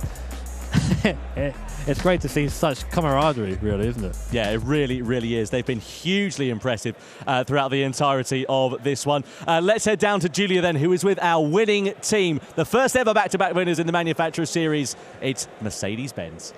Yes. I mean, this is pretty cool, right? I mean, this is a pointless question to ask, but how do you feel? Come on, like the second time now. Well, it's the second time I'm speechless. No, I mean, You can't be speechless in interviews. I've told you about this before. Come on. we all did our part. Nothing more I can say. We just did everything to the letter. Yeah. We never missed an opportunity. Yeah. We took every chance we could have. We risked everything, and it just came out in flying colors at the end. I couldn't have been happier. I mean, was the strategy from the start, because obviously, you know, you're only doing like one lap there, like what was that the strategy from the start, or was that kind of done on the fly? No, that was the strategy from the start. Yeah. We had practiced earlier and we didn't notice how much slower the hards were, so it's just a team effort. Someone being able to accept the fact they're only going to do one lap, knowing that it is the best strategy, and that's what this is. It is a team effort. But you know, they couldn't be here without you, right, so right. You know, absolutely. I mean, how do you feel about the new kind of Manufacturers Series structure? Were you enjoying, you know, getting to kind of race more as a team? Well, I think this structure is interesting, to say the least. I mean, yes, we have another chance to race as a team, to cooperate, to talk on the on the radio chat, to talk strategy and everything. But I think it's also nice to have individual races too. It feels like they're doing their part. But you're all doing your part, though. You each have your moment, right? How do you feel now?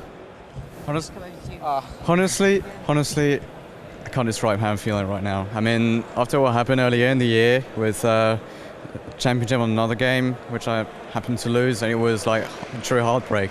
So coming into Gran Turismo, first event, and then I happened to win with two incredible teammates. Just sweet story, actually. I mean, it's not bad, is it? It's not bad at all. All right, so big congratulations. Go relax, you guys. I'm going to chuck it back up to Tom and Jimmy for the race standings.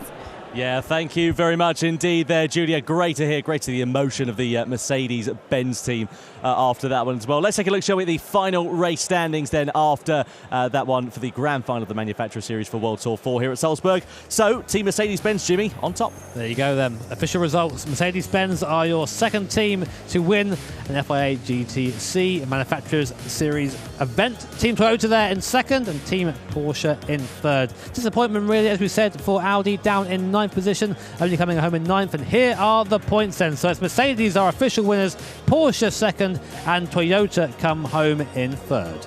Yeah, very impressive stuff there. Jaguar in fourth, Aston Martin down in fifth position, Ford in sixth, Audi, the winners of the first race in Austria, down in seventh position. What that might have been for them, then Mercedes, Lexus, and you saw the other teams as we looked a bit further down the order. Who was the standout performer there for you, Jimmy? Not in terms of the team, but in terms of an individual driver's performance. It's got to be Yamanaka. It's got to be. I mean, of course, the Mercedes guys all drove fantastically. They had to get to that point, but Yamanaka took a car that was a long, long way down the field and dragged it up into second position. And as a result, they're on the podium again. Toyota back on the podium for I don't know how many times that is now. And what do you think about the format? You know, it's a new format change here, of course, with the two longer races as opposed to the three individuals, then the final with all of the team members involved. What's your take on it? I think like it's both good and bad, if I'm being honest. The good part of it is, as Cody said, we're getting longer races, more strategy, more team radio, more cooperation. But for someone like Ant, for example, maybe not the quickest driver on the team, he got, what, 3-4 laps out of the entire series together because he was get in the car, get out, because he had to be in the car. So maybe I would recommend a minimum drive time of longer than a lap. Sure. But hey, no, I'm not. I'm just a commentator. Well, the thing is, we saw an oddball strategy, didn't we, from Audi? You know, they went for the 3 pit stop, and it, as you say, didn't pay off, did it? You know, that's the thing. And I think that's the thing as well. This is, of course, you know, this new format very much in its infancy. This is the first time we've done it. So I guess the more we do it, the better people will get at determining those strategies. And of course, then inherently, the closer the racing should become. It's good to try. I mean, sometimes it's easy to forget that, you know, we ourselves, we're new at this. We're doing our best to put on the best show possible for you guys at home. And I think that, all these little tweaks will end up in something quite special. Well, yeah, as to say, if anything else is a year and a half old, you'd still be on the old Farley's Rusks, wouldn't you? We're out here broadcasting a championship. I don't know where that analogy Was that came product from. placement there, Tom? Yeah, it probably was, to be honest with you. Reflective check off screen there. Oh, well, yeah, quite. We're laughing all the way to the bank. Conversely, Audi, difficult day at the office. We were talking about their strategy, and I don't know, it just went wrong for them, didn't it? They didn't make the right strategy call. They lost out in the opening stages quite, hugely on that opening lap. We saw them losing out to Mercedes and to Porsche as well. That put them on the back foot, and it was just a downward spiral. Well, they took what we thought some teams would try and do, which is take the Miyazono strategy from back at the World Tour event in New York, trying that free stop, but it just didn't work. I think that Martin said to me before the race that he didn't expect the Audi to do very well at Spa.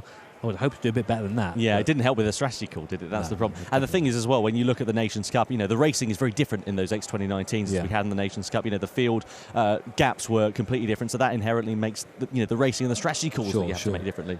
Yeah, I mean, it's a completely different car. Group 3 car, nothing like the X2019. So whilst that might have worked for the X2019, didn't work for that. But importantly for everyone, including Team Audi, they now know that. They didn't know that before. It's all about gathering information. Yeah, absolutely right. Well, we are ready then for the podium here for the Manufacturer Series for World Tour 4 of the 2019 FIA Certified Gran Turismo Championships. So please welcome onto the podium in third position Tatsuya Sugawara, Daniel Carmo and Tristan Bayliss of Porsche.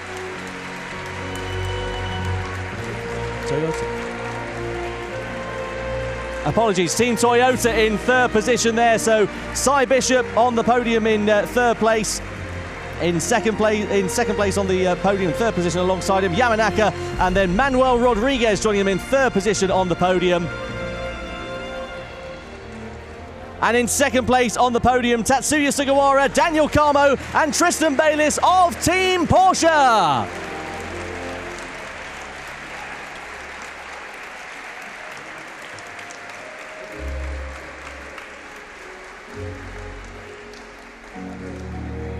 And please welcome into first place on the podium, Tom Lartiu, Anthony Felix and Cody Nikola Lakowski of Team Mercedes-Benz.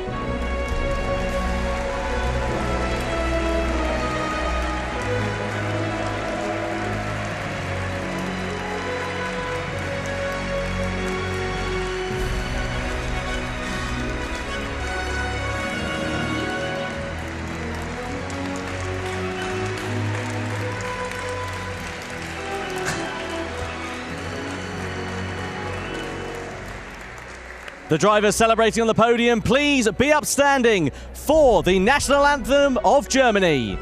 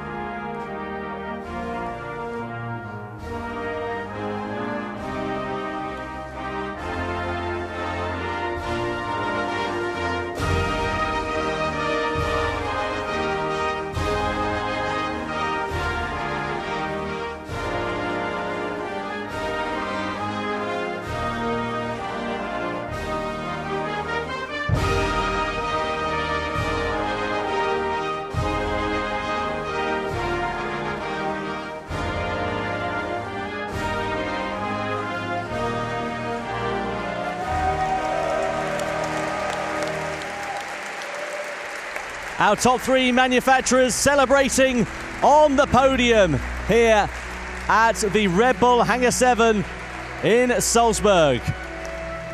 And now it's time for our third place trophies to be presented to our top three finishers by series producer of the Gran Turismo franchise, Kazunori Yamauchi.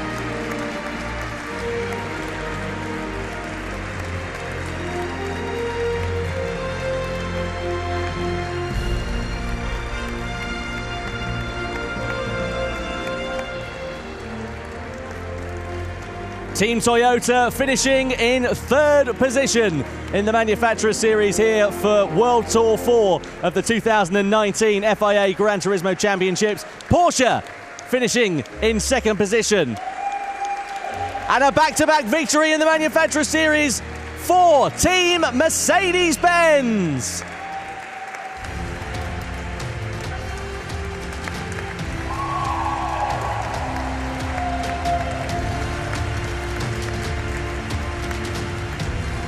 And now the Tag Heuer watches being presented to our top finishing team of Team Mercedes-Benz here in Salzburg, Austria.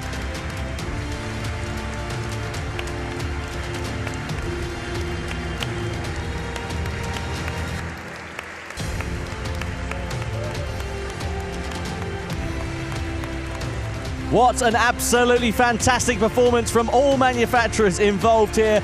A hugely impressive team effort. Anthony Felix there grinning as wide as the airport runway here at Salzburg.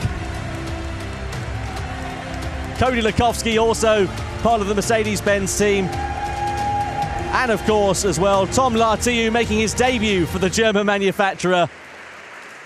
And what a debut. What a debut. And what a smile there from Yamauchi-san. I think he's pretty happy with that one.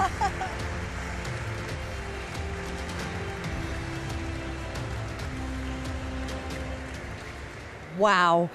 That was amazing. I am so pleased for Team Mercedes. They basically just said that they had their plan and they stuck to it. But what was most interesting was that they were saying just after we finished talking on camera was that they were changing that plan right actually up until the last minute. But then they just stuck to it and came through. And I mean, how do you feel? Like the new format really feels like there is that kind of chance to implement quite solid strategies. It's more working together now. I mean, that is the upside of this form. We discussed it a little bit before you came up, but it's just the upside is that the team now really has to work together to make sure the results come. And that's the thing that can happen, though. Sometimes you get a little bit cold feet at the end. There you go, big cheer going in the background. And they're cheering for cold feet, apparently. He loves it. But no, I've got to give him one of those watches. I need to go up there and win this myself, I think. Well, you just need to actually drive better then, don't you? A lot better. A lot better. I mean, how do you feel about the new structure? I thought it worked really, really well. Okay, sure, we didn't get as much on-track action in the final race as we're used to expecting, but in terms of strategy, in terms of how the teams played it, that was really interesting. We saw that real left field call from Audi. They made those 3 stops. It didn't pay off on this occasion at all.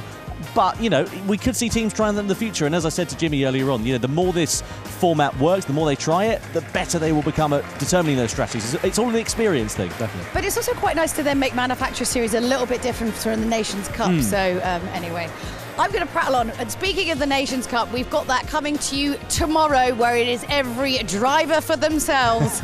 Right here from the Hangar-7 here in Salzburg.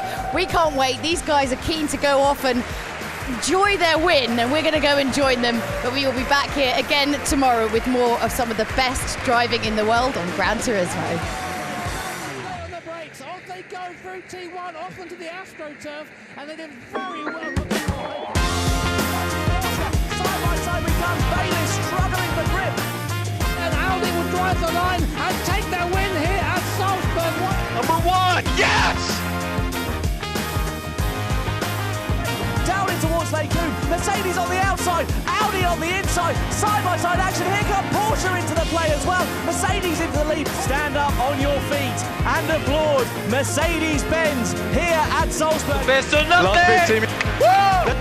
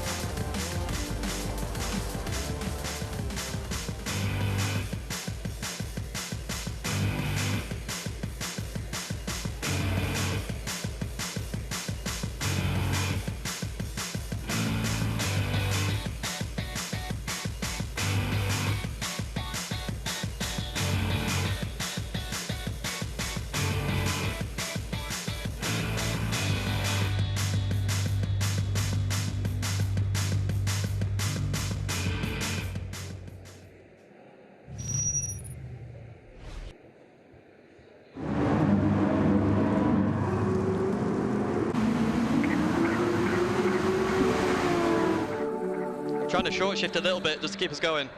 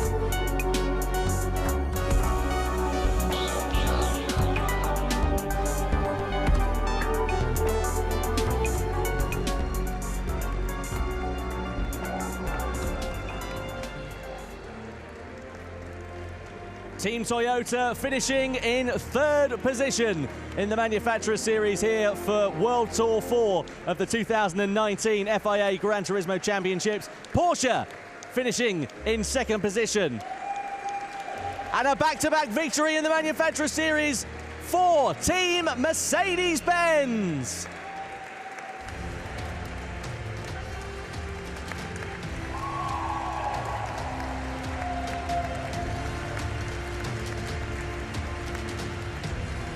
And now the Tag Heuer watch is being presented to our top finishing team of Team Mercedes-Benz here in Salzburg.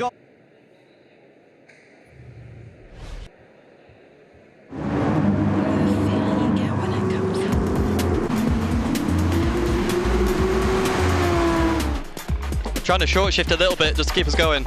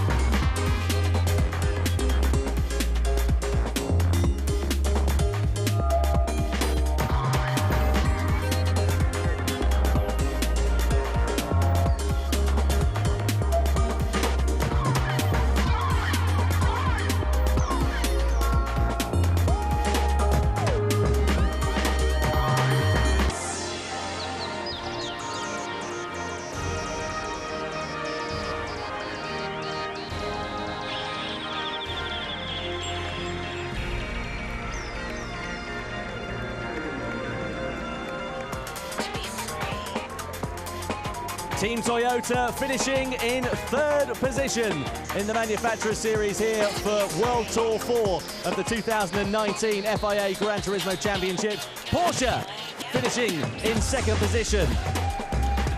And a back-to-back victory in the Manufacturers Series for Team Mercedes-Benz.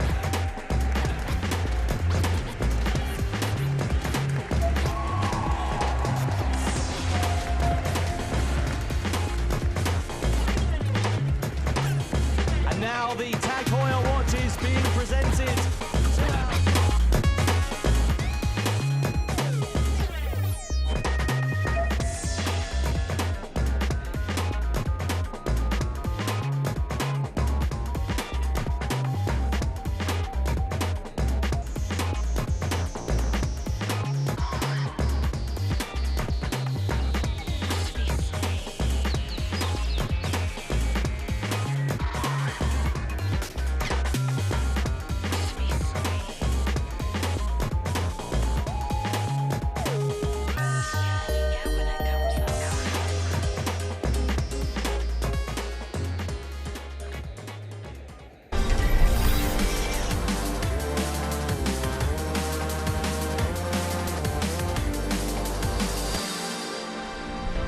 Hello and welcome to the Extra Lap, the show that we created because there is just so much action that happens in the Gran Turismo Championships.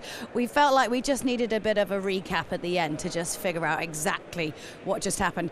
So we've just seen some incredible Manufacturer Series action today with Mercedes walking away again with the championship title, which is pretty spectacular. Talking to the guys, actually, it's been really interesting to see how they've been using their strategies and really sticking to them. And this kind of shake-up with the new Manufacturers Series is it's really interesting as well, because whereas before we had sort of 3 single races and then 1 final race where all the drivers switched around, this time round we just had 2 races, but in each of these 2 races each of the drivers had to race. So suddenly team, conversation over the radio and strategy all comes into play. And actually what a lot of the racers have been saying, it's sort of quite nice to have everyone kind of on your back about what the strategy is and sort of in your ear as you're racing to sort of take a lot of that pressure off. Because with single races it's great, but again you feel like your whole team pressure on your shoulders, whereas this time around it's kind of evenly spread out. So whatever your strategy, and whether that's Anthony Felix just doing a single lap because that makes the most sense to your team, that's what you're going to do. So in just a few minutes, we're going to be tracking down to Tom and Jimmy, because they're going to have actually some of the representatives from the teams that have won, and to find out exactly what that strategy is, because now more than ever, these guys have really got to start thinking and planning how they're going to drive. You can't just get in the car and go. So let's find out from some of our winners. Let's chuck it down to Tom and Jimmy.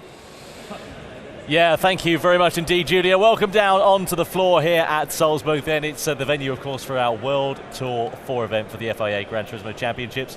Jimmy Broadbent alongside me, and also we've got top 3 teams from the Manufacturer Series. Cody Lukowski from Mercedes-Benz, Tristan Bayliss from Team Porsche, looking very proud there, and Sly Bishop on the outside from Team Toyota. Boys, what a brilliant day of racing it's been. Cody, let's start with yourself first. How are you feeling after that one? You were pretty speechless earlier on. Again, for the second time in a row, I'm speechless. I mean, again, we've done everything right. We took every opportunity we had. The rain was never going to be very strong for us. I mean, we are the best FR car there, but we took every opportunity we possibly could. We went for overtakes that might have been a little bit risky, and in the end it paid out. So we knew that we were never going to be so strong, but Spa is our track. we like all of the drivers that we have from Mercedes, they love it. They can't get enough of it. They just can't wait to drive on it as soon as possible. And we knew coming into that race, we had a good car. We had the strategy, we had to actually figure it out on the fly, but yeah, it was all these little pieces of a puzzle that we put together, and it just made this one big picture, and it's resulted in another first place. I couldn't be happier. I mean, did you guys feel the pressure coming in? I mean, you, just off the bat of a win in New York, you come in here looking really strong. I mean, I know I'd probably crumble under that. I mean, did you feel that when you were driving, or? I mean, we definitely felt that in qualifying, for sure. I mean, Tom, he did an amazing job in the general qualifier, putting us in first place. In the top 6 qualifier, we were starting to feel like we knew those MR cars. They're just so menacing in the corners. We couldn't really do much about it. And yeah, we started 4th. We went to 5th in the race. We were thinking, our chances are not so high here. You see the people in front starting to fight, and we just knew, yep, that's our shot. We're going to go for it. We're not going to let the pressure get to us. We've won. That doesn't change anything. We consider all manufacturers equally. We consider them all an equal threat, partner or partner not, or just any other manufacturer in the game. And we're always going to try our best. And that's the motto of Mercedes-Benz. It's the best or nothing. We're just never going to give up. Well, you certainly tried the best, and you got the best result today there, Cody. Congratulations. Tristan Bayliss. Tristan, a new face to the World Tour. Great to have you here. Look out. He's loving it. Your grin's as wide as the runway at Salzburg, mate. I mean, that is... How are you feeling? Second place. Not bad, eh? I'm feeling good. You think? I want to take this opportunity first to thank my teammates, Tatsuya and Daniel, who did an outstanding job, and this certainly wouldn't have been possible without their efforts. We knew we had a good package going in, especially on the wet tracks. Spa was kind of an unknown. I don't think any of us had really been too familiar with it going in, but we communicated with great aplomb during the pre-race and the practice, figured out strategies beforehand, figured out all sorts of stuff, and it resulted in us coalescing into a very effective team. How have you found this experience? You've come all the way over the ocean here to Europe, and being here in, of course, Hangar 7, all the lights on you, the crowd, got us shouting over the top of you as well. Yep. Quite distracting, I imagine. Do you find you have to try and tune that out when you're racing around? Yeah, you know, I was at the regional finals in Las Vegas, and that was held in a nightclub with all sorts of dazzling lights, and I have to admit that was pretty distracting for a first-timer. And it was a similar, very high production value here. So I certainly had to consider that. But I think that the preparation I mentioned calmed the nerves very effectively, and it ended up being almost a non-issue. What do you think it was that helped your team achieve the result that it was today? Good tire strategy, doing only 1 lap on hards in the second race, and focusing on not outright pace but consistency for the wet race. We knew that a spin was going to cost something like 10 to 15 seconds to recover from. So we went at our own pace, we stayed comfortable, and here we are. Oh, congratulations, Tristan. Thank Great you. result for yourself and the Porsche team. Cy Bishop, you're like a bad penny, mate. We can't seem to get rid of you. You always seem to be up here. I mean that in the nicest way possible. How are you feeling? Another top 3 finish for Toyota. Well, yeah, I don't think if you'd asked me earlier on today that I would have been sat here, to be honest, even for the rest of our team. We started 11th on the grid. The car was probably the worst in the wet. It was just horrible to drive. But we just knew that if we stayed clean, we'd have a good race. And I thought, well, okay, these guys are going to crash each other off in the first corner, and then nobody did. I was hoping for it. And then I thought, okay, maybe the second corner, and then nobody did, and I was But then we managed to get in 8th place, which I think was overachieving for us. And then moving on to the second race, we just knew we had to get Yamanaka into the car in a position to battle. And you saw that when he gets in the car, he's just a man possessed. So after that, we knew we'd have a reasonable chance for a result, and it paid off for us. We're seeing a lot of people struggle on the hard tyre at the end. A lot of people were coming out the pits, going over the top of Radeon, oops, and then they get that quick penalty. How was it on that hard compounder tyre? Because being at, you see how much of a difference that soft makes when you're out there. You know, Yamanaka on it looks like he's going around 2 seconds, 3 seconds that quicker, but in reality, he is going around 2 seconds, 3 seconds that quicker. Yeah, it's all about like minimising the time loss when you're on those tyres. It's not how fast you go; it's minimising the mistakes and making sure that you're not hurting yourself as much as possible. Our car is actually quite good on hards. Obviously, I tend to run the hards in all the sessions, so I've got a reasonable idea of how it works. Experience now, yeah. But through Eau Rouge, our car had quite a lot of grip, whereas I understand a lot of cars didn't, especially when I was following other cars. I could see how much they were struggling. we thought when we went in that running the hards would try and run them one lap and then pit straight away and get rid of them. But during the race, the way that the cars were positioned, I found myself sat in a position I could save fuel while not losing a lot of time, and I think that it showed in the end result. Oh, nicely done there, Si. And I mean, you know, you say you've got that really strong result as well, and you know, there's hard tyres, etc., etc. Yamanaka's pace, especially at the end of the race, was hugely impressive. You know, he really surprised us. He's incredible, isn't he? I mean, you saw on the Nürburgring how fast he could go. He went from like 6th to 1st in a lap, and then you put him in the car here and he laps a second faster than any of us in the same car in the wet. And then we knew that as long as we had enough fuel for him to be able to unleash the pace, then we'd be great. And then, well, yeah, like you said, I think I said in Germany, and it's the same here. I'm just really glad that he's on my team. Well, you all did a great job. Si, Tristan and Cody Nicola, thank you so much for joining us. Our top 3 finishers, of course, from Toyota, Porsche and Team Mercedes-Benz as well. Really great to have all their company here. Let's head back up to Julia then, who is with Super GT, and Mike Fernie from Drive Time. Here we go. Wow, yes, we have come to the bar, although unfortunately, why don't we have any drinks is the question that I want to know, although that's not really the question why we're here. So, guys, have you enjoyed the Manufacturer Series? Yeah, it's been absolutely epic. I love how seriously these guys take it. Like, these guys are really going for it when they're up on the podium. They've got to, like, you know, they've spent a lot of their lives training for this. Absolutely. You know? Once they're up on that podium, they're really pumped. Yeah, yeah. How about yourself, Steve? This is not your first rodeo. How did you find today? I thought it was really good. I was rooting for Peugeot. Yeah, and that was so sad at the start there. I was really sad when I saw them go into the wall on the first lap, and the dream was over very quickly. It's just it's when you think about the amount of time that they train, and it all comes down to just like one tiny moment, one little error, and then it can kind of all go wrong. So I mean, you know, obviously, you know, you work for Drive Time, which is obviously the guys from Grand Tour, Clarkson, Hammond, and May. I mean, that's interesting. We could get into that in a minute about something. But you know, you've obviously seen lots of different types of kind of like racing and driving. Some a little bit on the silly side. Let's be honest. So how was it, you know, coming to see these guys and seeing just, I mean, it's everything, and it's so similar to real racing. Yeah, absolutely. We share a lot of motorsports on our platform, and I must say the live streams we've shared of Gran Turismo, there's so much more engagement, so many more people tune in. Sim racing is really taking off, and Gran Turismo are at the head of it. So if it can keep going the way it's going, then genuinely real life motorsports need to watch out. Because I mean, you know, I'm sure a lot of people out there would love to be, you know, Jeremy Clarkson.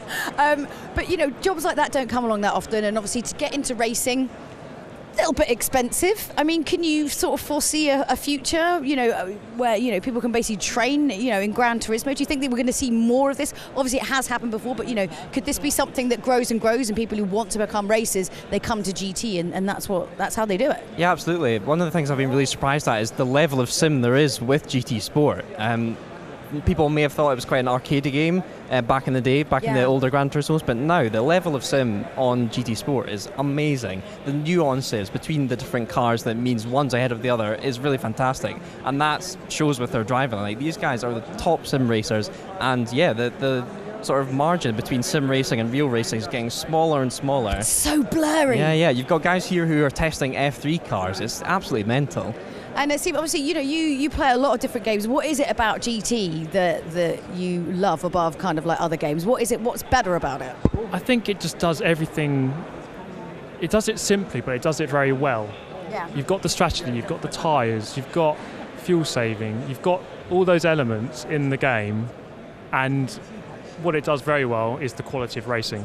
You see in a lot of the time in all of these events, it's often going down to the wire. Obviously, Mercedes did really well, and they kind of ran away with it. I mean, not so worry today but in that last a lot race. Of the time, I mean, unless it was like an undersea cable kind of a wire, but yeah. But a lot of the time, you get really good quality racing. I think that's just the main thing. I love good racing. I mean, I think, you know, one of the things I love so much is, you know, this is kind of like the second year that I've been involved in GT, and what I've loved is seeing these guys really, really grow in their confidence as well, because so much of it is to do with that. I mean, you know, you must get to talk to some people who do some pretty impressive racing things. I mean, it surely is so much to do with like kind of mind over matter and where your head is at when you get into that car. Yeah, I mean, I competed in the Pro-Am race in New York, and my heart was pumping during that. So these guys up on stage, the adrenaline they must be feeling when they're racing up there, knowing that thousands of people are watching them, their teammates, especially in the manufacturer series, are relying on them to get the car around and maybe go for that gap that's maybe not quite there. Yeah. These guys, they must have pretty strong mental games. Yeah. And Steve, so when are we going to see you up there racing, eh? Come on. I'd love quick enough. Yeah, come on, man. What are you doing? I'd love to compete. I would love to. Well, come on then. Yeah, maybe I'll have to ask Tidney for some help. He's normally a very quick guy, and he has his guide series on YouTube. I have to follow a bit of that, but I'm not quite on their level. They're very good, these guys. They're very, very good. Well, okay, so that's it. You've done it now. You're going to have to come and race with us. I'm going to make sure it happens. It would just be really annoying and keep annoying you until you do it. We're going to chuck it over to Tom and Jimmy now. Thanks so much for joining us, guys. Cheers. Well, Julia, just Jimmy, I'm afraid. Tom not here. He's gone out to do something else. I am joined right now by our Michelin driver of the day. Your debut here, Tom. Tom Lazzaro from the Mercedes team. Tom, first of all, congratulations. How's it feel to be driver of the day? Honestly, it's a bit unreal. Like, I'm just having so many different feelings right now about, the win, being chosen as the driver of the day with the award from Michelin. It's a perfect day at the office, I'd say. I mean, we can talk about how it feels and for a very long time, but let's talk about it in terms of basics. I mean, you came here, first event, you've been involved in Gran Turismo, you're quite well known online. How has it been translating, coming from an online environment where it's frankly quite comfy, to driving here under all the lights and with us? Well, you just try to don't pay attention to the lights and the crowd and all sorts of reaction. You just focus on your driving, and that's what I was doing for the entire championship. But sometimes when you hear the crowds just shouting, just like, what's happening? But you immediately just go back to your racing, and I was also helped a lot by Cody and sometimes Anthony with the radio, so you just always focus into what you're doing on track, which is the most important. But from online to offline, there's a difference, that's for sure. But I had some experience before in land events, so I guess that have helped in a way. I think the question that I'm interested in is, did you expect this success first time out? I mean, winner, and you got the driver. You get two hats. Yeah, two hats. That's great. Then, honestly, obviously, I think I had a lot of expectations because Mercedes had won the events in New York. So I was like, okay, I took in a way someone's spots, and I really wanted to prove that this change in the roster wouldn't affect the results of the two other drivers. Sure. So I had this expectation on my shoulders, and also, after the results that I had over the course of the season with many wins, I think everybody waited me to be inside the top, at least on podium places. So I'm just happy to have proven that I can drive pretty well. Well, Tom, thank you so much for joining me up here. It was Tom a pleasure. Lazzaro, everyone, Michelin driver of the day, and of course Mercedes manufacturer champion here at Salzburg.